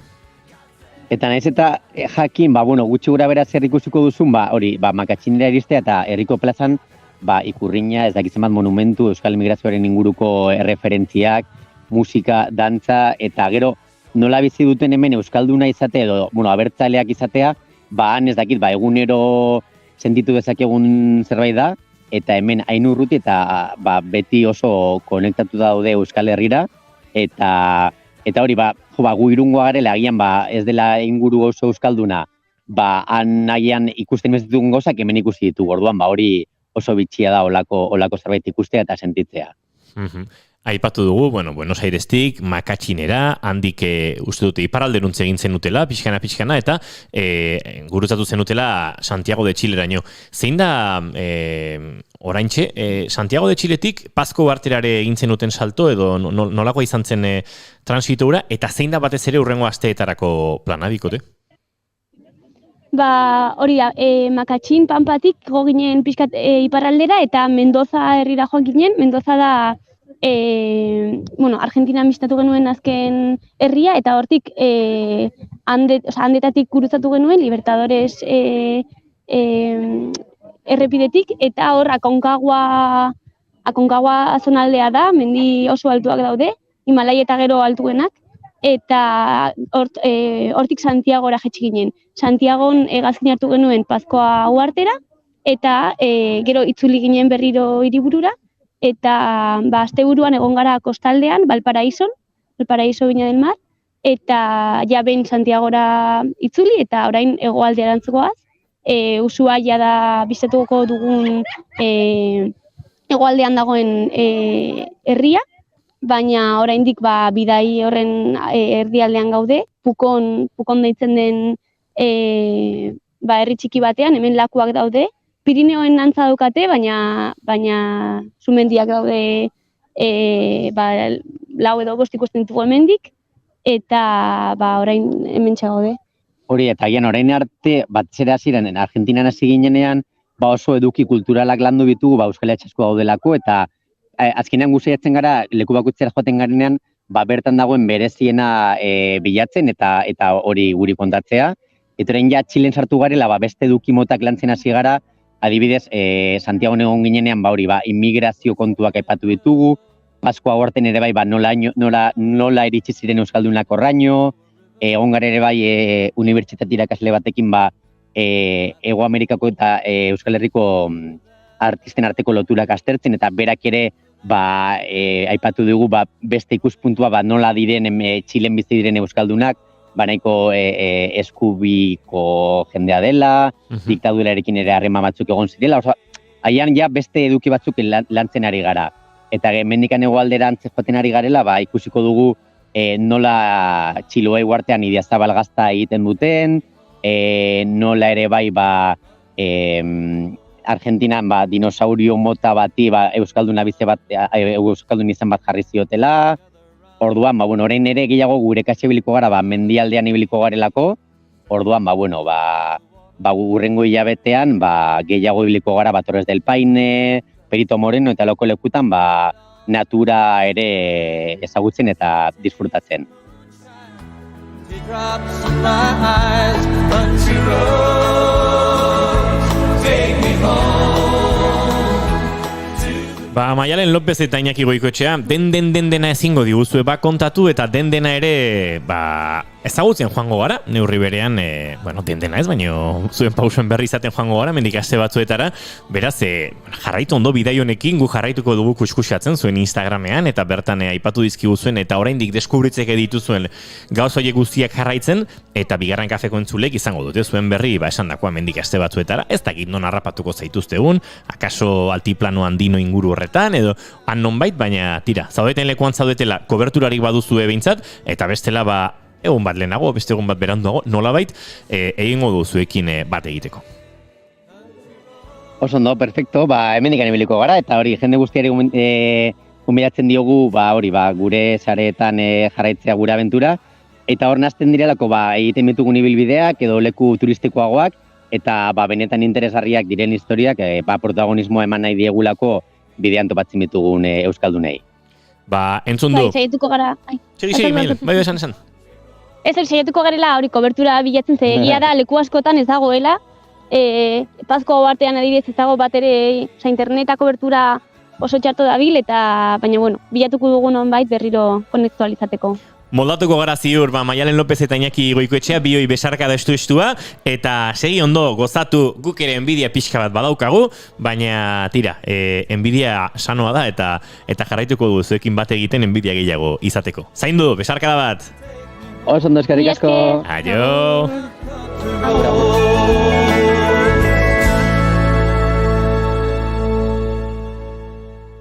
Iñaki eta Maialen agurtuta guk aurrera egin behar du hemen bigarren kafean zaudete hor gauza garrantzitsu eta interesgarri asko dauzkagu eta kontatzeko.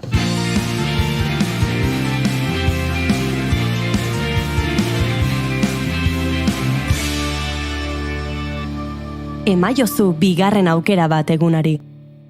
Naiz irratian, bigarren kafea. Musika da protagonista, baina entzuten dugunaren atzean zer dagoen ere jakin nahi izaten dugu musikaria saioan. Astelehenetik ostiralera 10:00 solasaldiaren ostean hasi eta eguerdia bitarte Naiz irratian.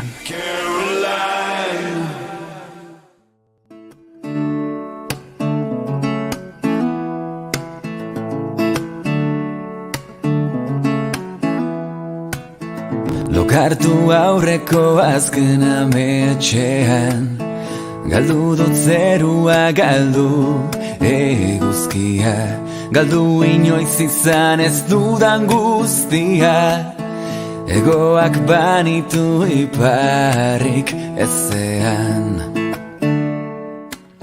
Egia esateko ordua heldu da. Batzuetan, ume bat izan nahiko nuke parkean jolasteko. 10 urte eduki nahi nituzke, besoak zabaldu eta korrika egitearekin soilik hegazkin batean nagoela sentitzeko. Aur bat izan nahiko nuke, beldurri gabe nire lagunekin herritik izkutaketetan jolasteko. Eta berriro neskatia txiki bat izan nahiko nuke, lotxi gabe auzoko festetako barraketan salto-saltoka aritzeko. Edo parean dugun jostailu dendara sartu eta jolasik divertigarrina aukeratzeko. Baina bereziki, ume izan nahi dut ipuinak entzuteko. Biharko egunak gaurkoa dakarren denbora patua. Eskale bilakatzen naiz ostiralero, ipuin kontalariei ahozko transmisio horren magia pixka bat eskatzeko. Bestela inork ez dizkit ipuina kontatzen. Gainera, ipuinek indar terapeutikoa dutela esan didate beti, eta ez dakita doz egongo zareten, baina uste dut helduek terapeuten behar handiago dutela.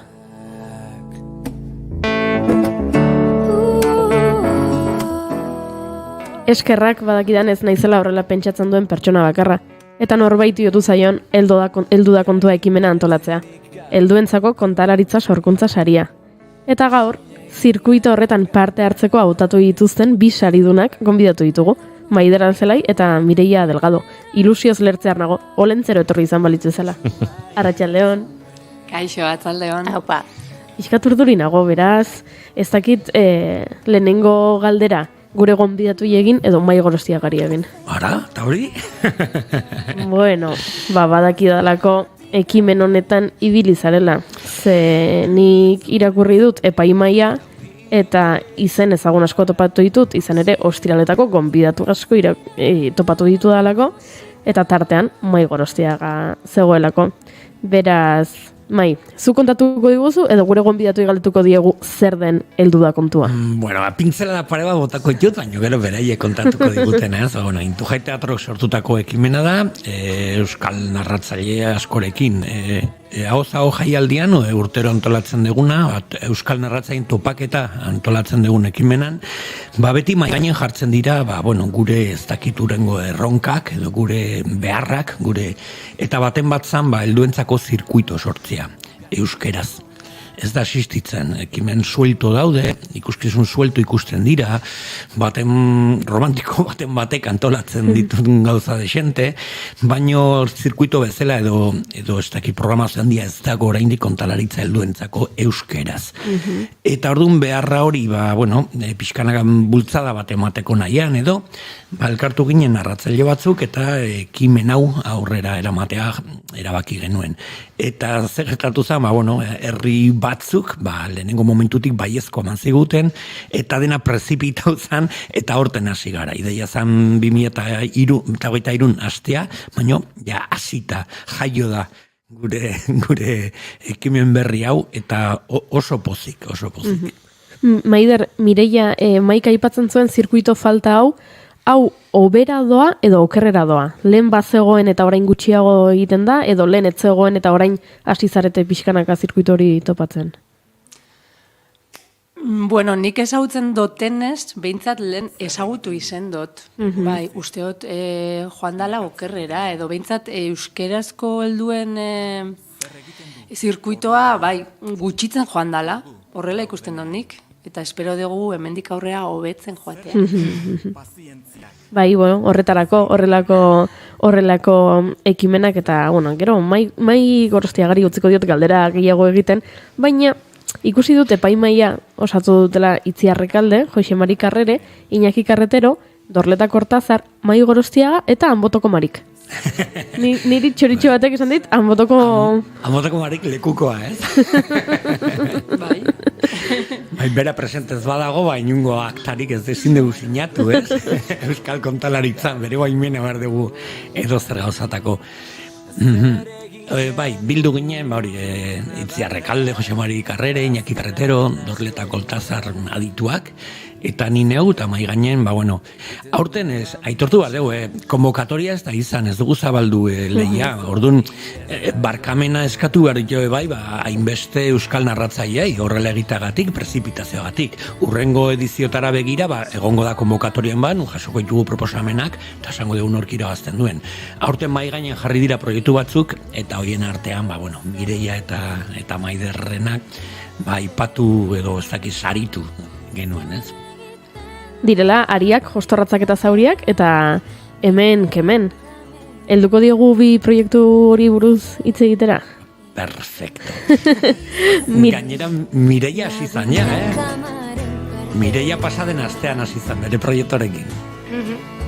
Ordu lehenengo galdera nahita ez, eta zer moduz, hasiera hori? Ondo, egia esan da oso eder eta berezi, eta da oso eskertute ez, aukera horregaitik, bultzada horregatik, eta gero plazer handia emoten dozte niri helduentzako ipuinak kontatzeak. Orduan, plaza eukiti horretarako zainduta egotie, eta hori dan hori, berezia da. Eta egize da, lehengo egun hori izen zala, askotan imaginatzen dozu, bloko momenturako egongo zarela oso deskantzauta, oso dana astea izango dara oso lasaia, eta justo izen zen aste badola presaka korrika lanpilo batekin, heldu nintzela saiora, eta begiko marra pintatzen kotxeko retrovisorean, eta heldu nintzela hor arnaz ez duka, baina behin egon da, oso, arnaz hartu eta bertan egon nintzen. Eta asko gozatu neban, oinatin. Ariak, jostorratzak eta zauriak, izena du ikuskizunak, badaudelako, edo hori diozu, ari ikusezin batzuk, lotzen gaituztenak. Ari onak edo ari txarrak dira? Bueno, ariak dira.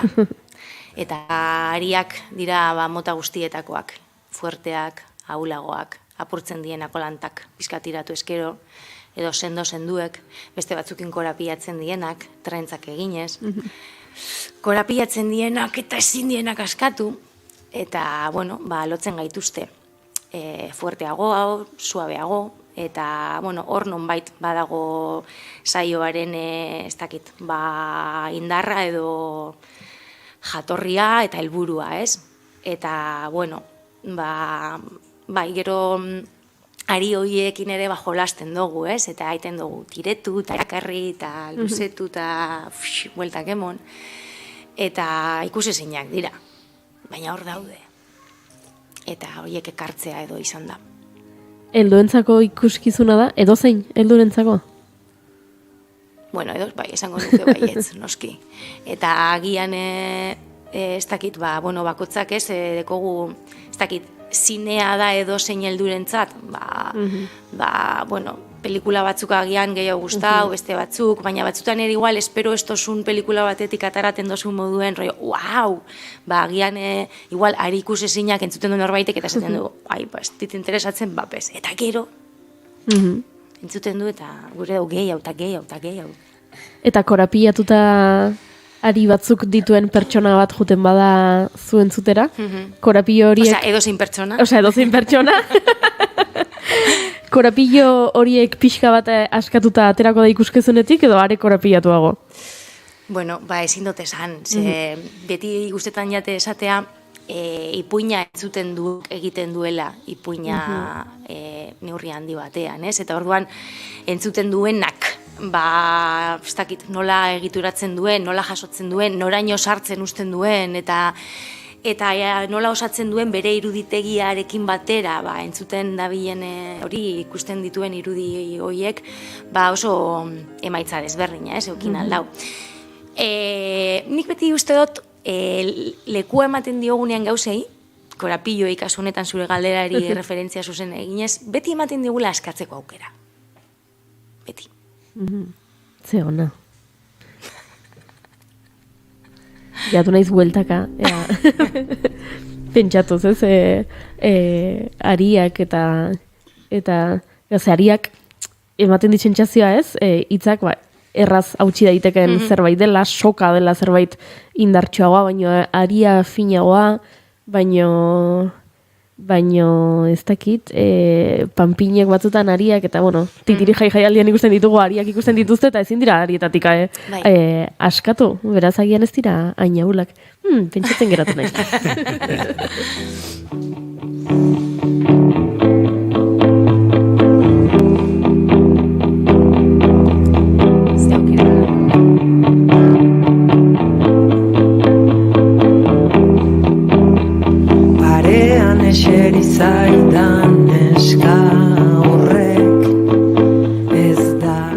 Nik ez dut spoilerrik egin nahi, baina nik irakurri dut nonbait ekilibrista izan nahi duen elefante bat dagoela ipuinean.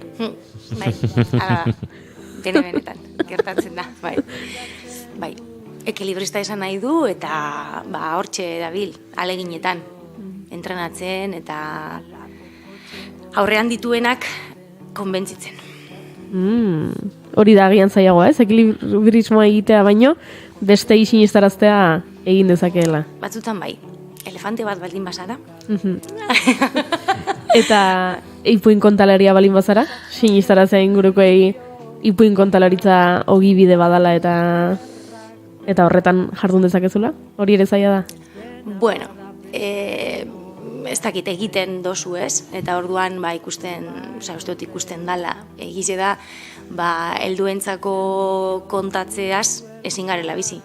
Horregatik ez hitz egiten gabizen honegaitik, ez da hainbeste bolo, hainbeste zirkuito, hainbeste leku orduen, umientzako kontatzen dugu asko, ni behintzet, baina beste gauza batzu bai, beste ari batzuk, hor nunbait lotura dutenak horrekin, orduen beste gauza batzuk ere egiten duaz. Esan behar dut, plazerrez egiten ditu dala momentu honetan, heldu dala momentu bat alizen dutena puzle bat edo osatu non gauza oso desberdinak diren arren igual kontatzen edo esplikatzen ditudanean, niretzako badutela zentzua eta oso lotuta daudela kontatzen ditudan gauzekin.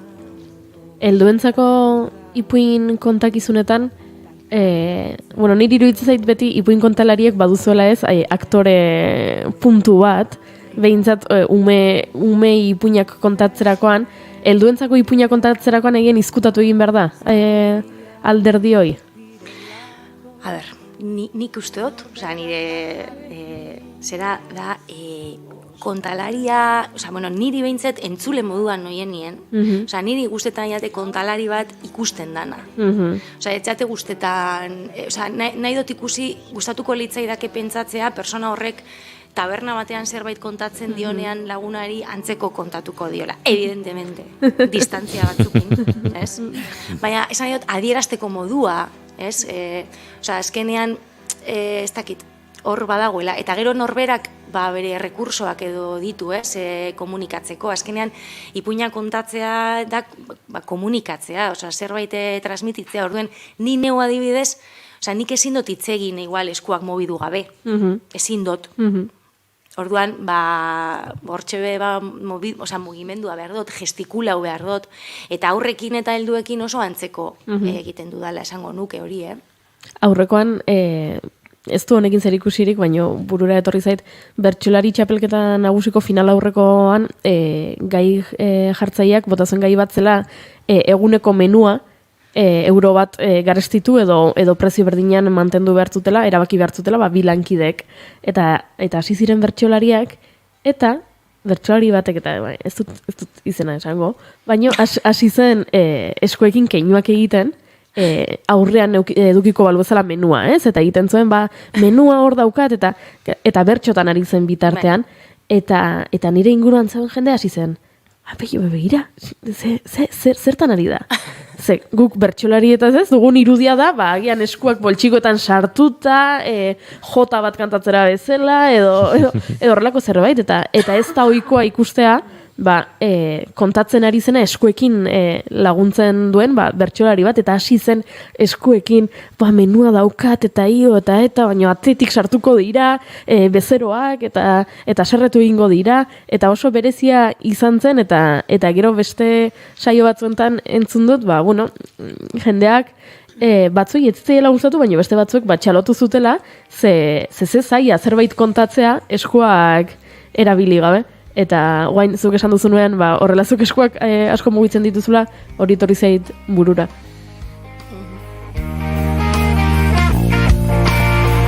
Elurretan kantari da biltzan, marigorringo eta kilkerrak margotu dituzte. Mendietako paretak elurretan kantari da biltzan, marigorringo eta kilkerrak. Baina mai, elkarrizketa baitu dizut?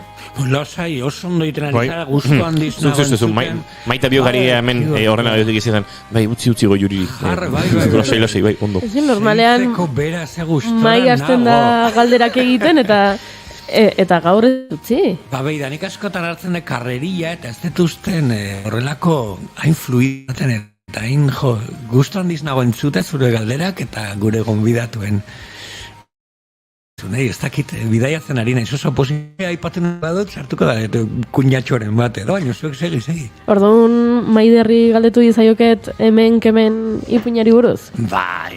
Vale, Maider zaude erantzuteko. Bai, noski. Perfecto. Hemen, kemen, lehenengo galdera egin nahi dudana da izenburuari buruzkoa. Ze ona? Bai, gustatzen jatzen. Bai.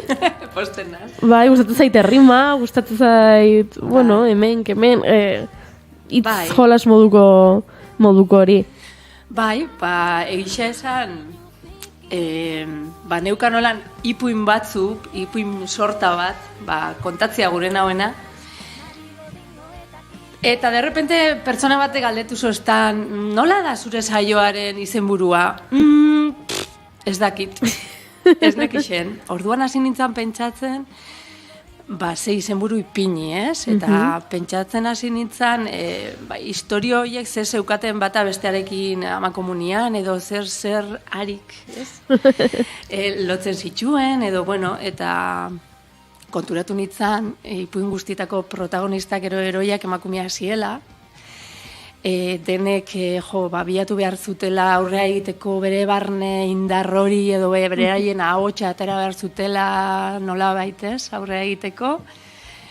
Eta hemen, kemena, emea, horre eta jokua politxea pentsa jaten, eta ala gelditu zen, eta, bueno, gustora. Ipuin sorta bat da, batzuk, nahi txoritxo batek esan dit, batzuk zuk topatu dituzela, eta beste batzuk ipuinek zu topatu zaituztela. Nondik bildu dituzu, nolako bilduma da? Beno, bilduma honetan munduko toki desberdinetako historia die. Batzuk irakurri ditut, aurkitu ditut literaturan, autore desberdinak idatzitakoak, beste batzuk aldiz badago istorio bat amamak kontatzen zidana, askotan. Bueno, historia asko kontatzen zoztan amamak bere gaztaroi buruz, gerrari buruz, eta arrasaten gertatutako historia bat da. Eta baita ere, abesti batian entzun hauen historio bat, eta badago historio, Molly Malone, Dublindarra. Atentzioa ditzen zoztan, nola emakume horri buruzko abesti hori Dublinen ere sarki bihurtu dan. Eta gaina, aparte, abestia pila gustatzen jate.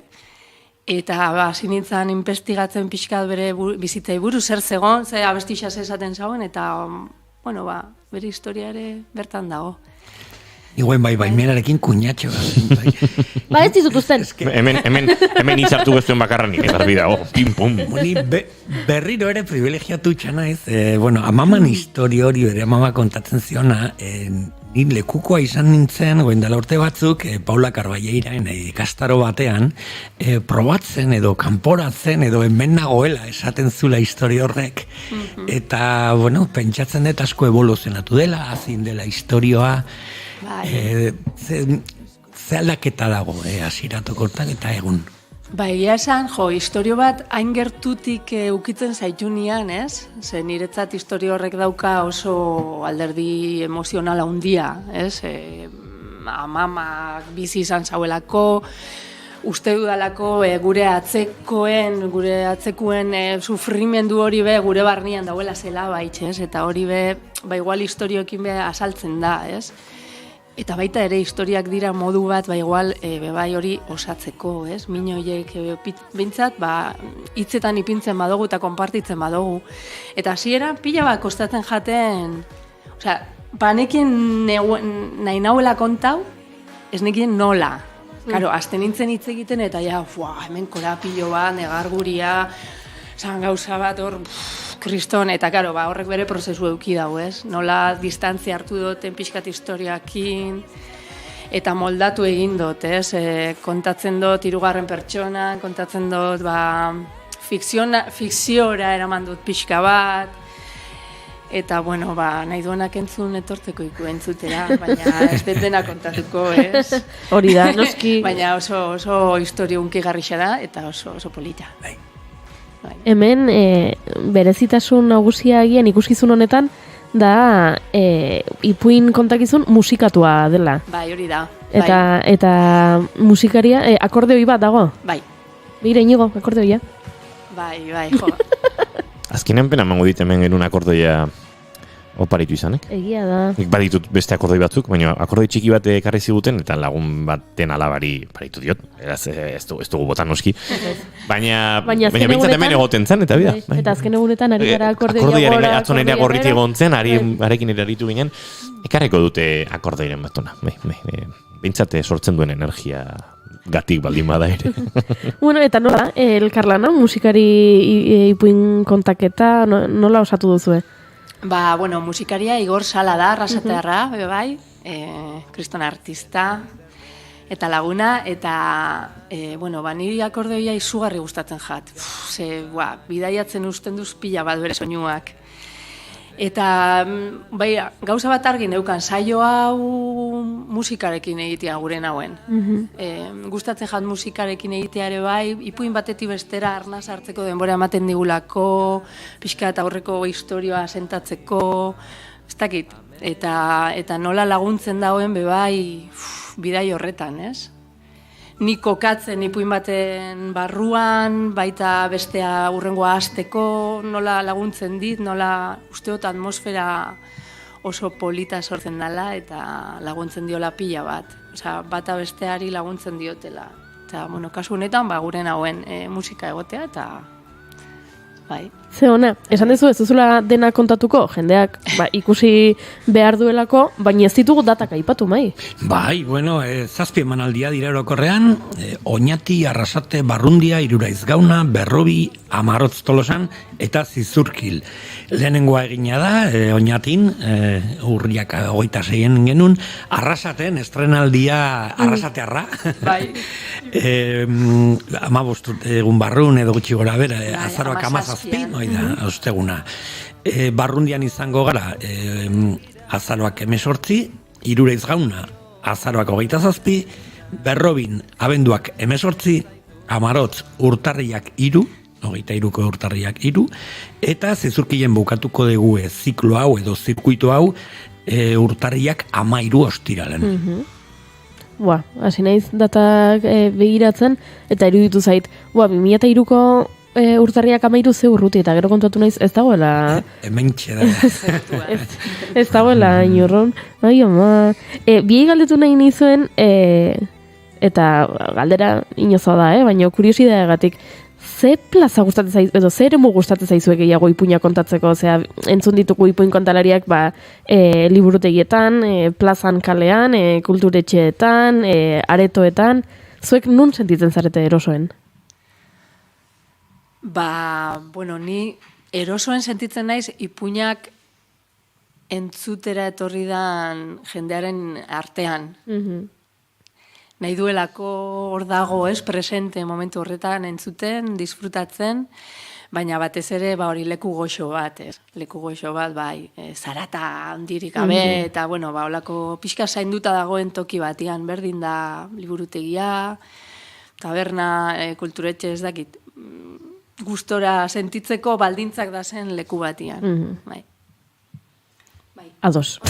Entzuketa hori dakarren pertsona taldiek edo, ez? Eta egize da dozein leku izen aldala ederra, ez? Baldin eta, gaztetxe bat, kalie, ez dakit, ez? Baldin eta giro hori sortzeko jarrera badago. Bestela ere batzuetan ez danean hori zaintzen, nahiz eta leku marabilloso bat izan, esaten dozu, hor superrondo jungo da. Eta agian hor pertsonek ez badute behar da biena, ez? Hori izeteko zaindue, orduen, ez da, espero zendune. Agian, lehen aipatzen genuen ez, zirkuito falta bat dagoela, baina agian falta zaigu baita egon entzun eta isilik egoteko gaitasun hori, ez? Uste dut, galtzen goazela eta horrekoan irakurtzen nion Lander Otaola, aktoreak. Twitterren jarri zuen nola antzeslan bat egiten ari zela aurrekoan Euskal Herriko herriren batean ez dakinon, eta entzule baten mugikorra hasi zela. Eta ia horrekin geratu zela ez dute itzali, baina gainera entzule edo, antzerkira joan zen gizon horrek telefonoa hartu eta hizketan hasi zela. Antzokian nago, bale, itzein dugu, orain ezin dut itzein, orduan bai, gero xo, bale, ez, ordu erdi barru ez, ordu bete barru egian hobeto. Eta hori da, ez dakit, edukazio txarraren... Hau, uste jakin nula baino nire buruak borratu egin zuen. Eta berriro inaiz sumintzen. Bai, eta orduan horregatik nion, agian zirkuito falta horrez gain, galdu dugula agian, ez? Isilik egon eta entzuteko gaitasun hori, ez dakitzu irudituko zaizuen. Niri tokau izen jat, antzerkia ikustera joan, eta aktorek edo zuzendariak edo daladalakuak hasi aurretik eszenatokira eta mesedez gogoratu zuen mugikorrak itzaltzeaz. Ez, esate duzu, horren beharra badago, ez? Eta batzutan pentsatu dut, gube hasibiko gare hola? Mesedez gurasoak mugikorrak. Gertatzen da, bai. Bai, benetan. Azkara nik uste dute pedagogia lan handia daukagu oraindik, ez bakarri publikarekin, autokritiko izaten gure buruarekin, bai, oraindik gertatzen dira horrelako gauzak, edo iritsita zer dutan bukatzea, lehenengo galdera hasi baino lehen galdetzea zer dutan bukatzen da, edo ez dakit aldut egin ez dakit zer, edo, zeba, beste artetan, edo ez dugu irudikatzen horrelakorik gure buruetan, ez? Zuguten zara museo batera eta esaten duzu, haizu, ez dakit, pipa jan daitezke? Ez ezkigu pasatzen burutik horrelakorik, baina kontalaritzan antzerkian, oraindik dago horrelako erronkak. Mireia Maider guk ez dugu pipari jango, ez dugu mugikorra aterako, ez dugu zaratarik egingo, baina jake hemen niri galderarik egiten ez diaten utzi, nik eskatu ezkizuet gaur, salbuespen modura, ipuin laburtxo pare bat. A ber, pentsa den diote. Edo bien artean bat, edo nahi bien duzuena. artean bat. Oida. Preparo bargendu, no? Zuek nahi duzuena. Pentsatzen ari hau da, bertso saio batean bertsolariak hausnarketarako duen denbora bezala. Hori da, inigo izan da gai jartzaia. Bai. Gairik jarri ez duen gai jartzaia. Eserita zaudete irrati esatari iruren parean, mikor bana duzue zuen ahotan, eta horrela ezin dute pentsatu inigo. Entzule mordoa dago zuen ipuinonen zain.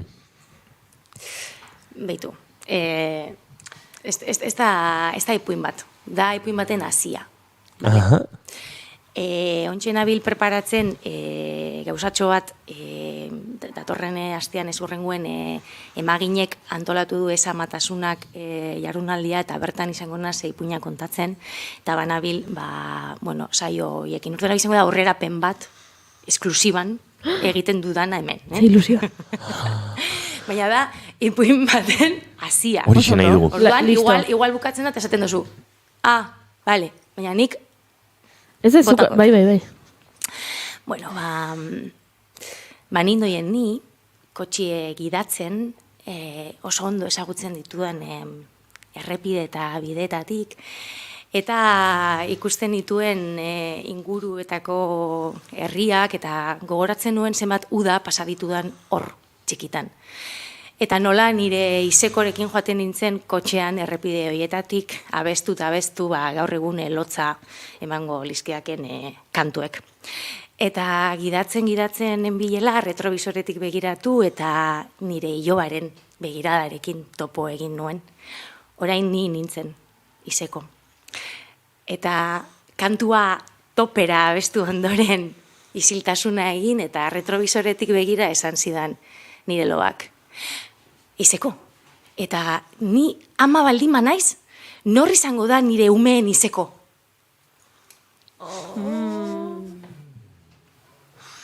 Eizu, inigo, kontoratu zara proposa ipuina uneretzako? Aste hontan bilakatu naiz izeko lehenengo aldiz. Bera. Bai. Ipuinek topatu naute. Bai, eta zure ilobaren izenak badu ahozkotasunarekin alako lotura. Gero kontatuko izut. Vale. Nik bukaera bat kontatuko dut. Ze hona? Bukaera bat, edo, bai. Ez dut esango zeu ipuin dan, baina, berak, orain, 83 urte edukiko zituen. Joan zen mundu hontatik, hala ere gurekin dago. berak hitz egiten zuenean, bere aurpegian etzen gorrotorik ikusten.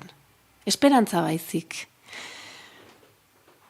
Berak uste zuen urak guztia garbitzen zuela. Eta bere esperantza handiena zen, garaiberrietako urek minak desagertarazi eta garbitzea.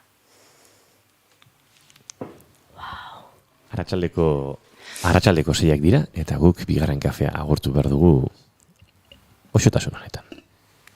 Mi esker. Mireia, Maider, mila esker zuei. Eskerrik asko zuei. Mai, datorren ostiralera arte. Datorren ostiralera arte, noski. Goiuri, astelen arte. Bihar arte. Bihar arte jo hemen ikusi nahi, Vale, barkatu. Agur, agur!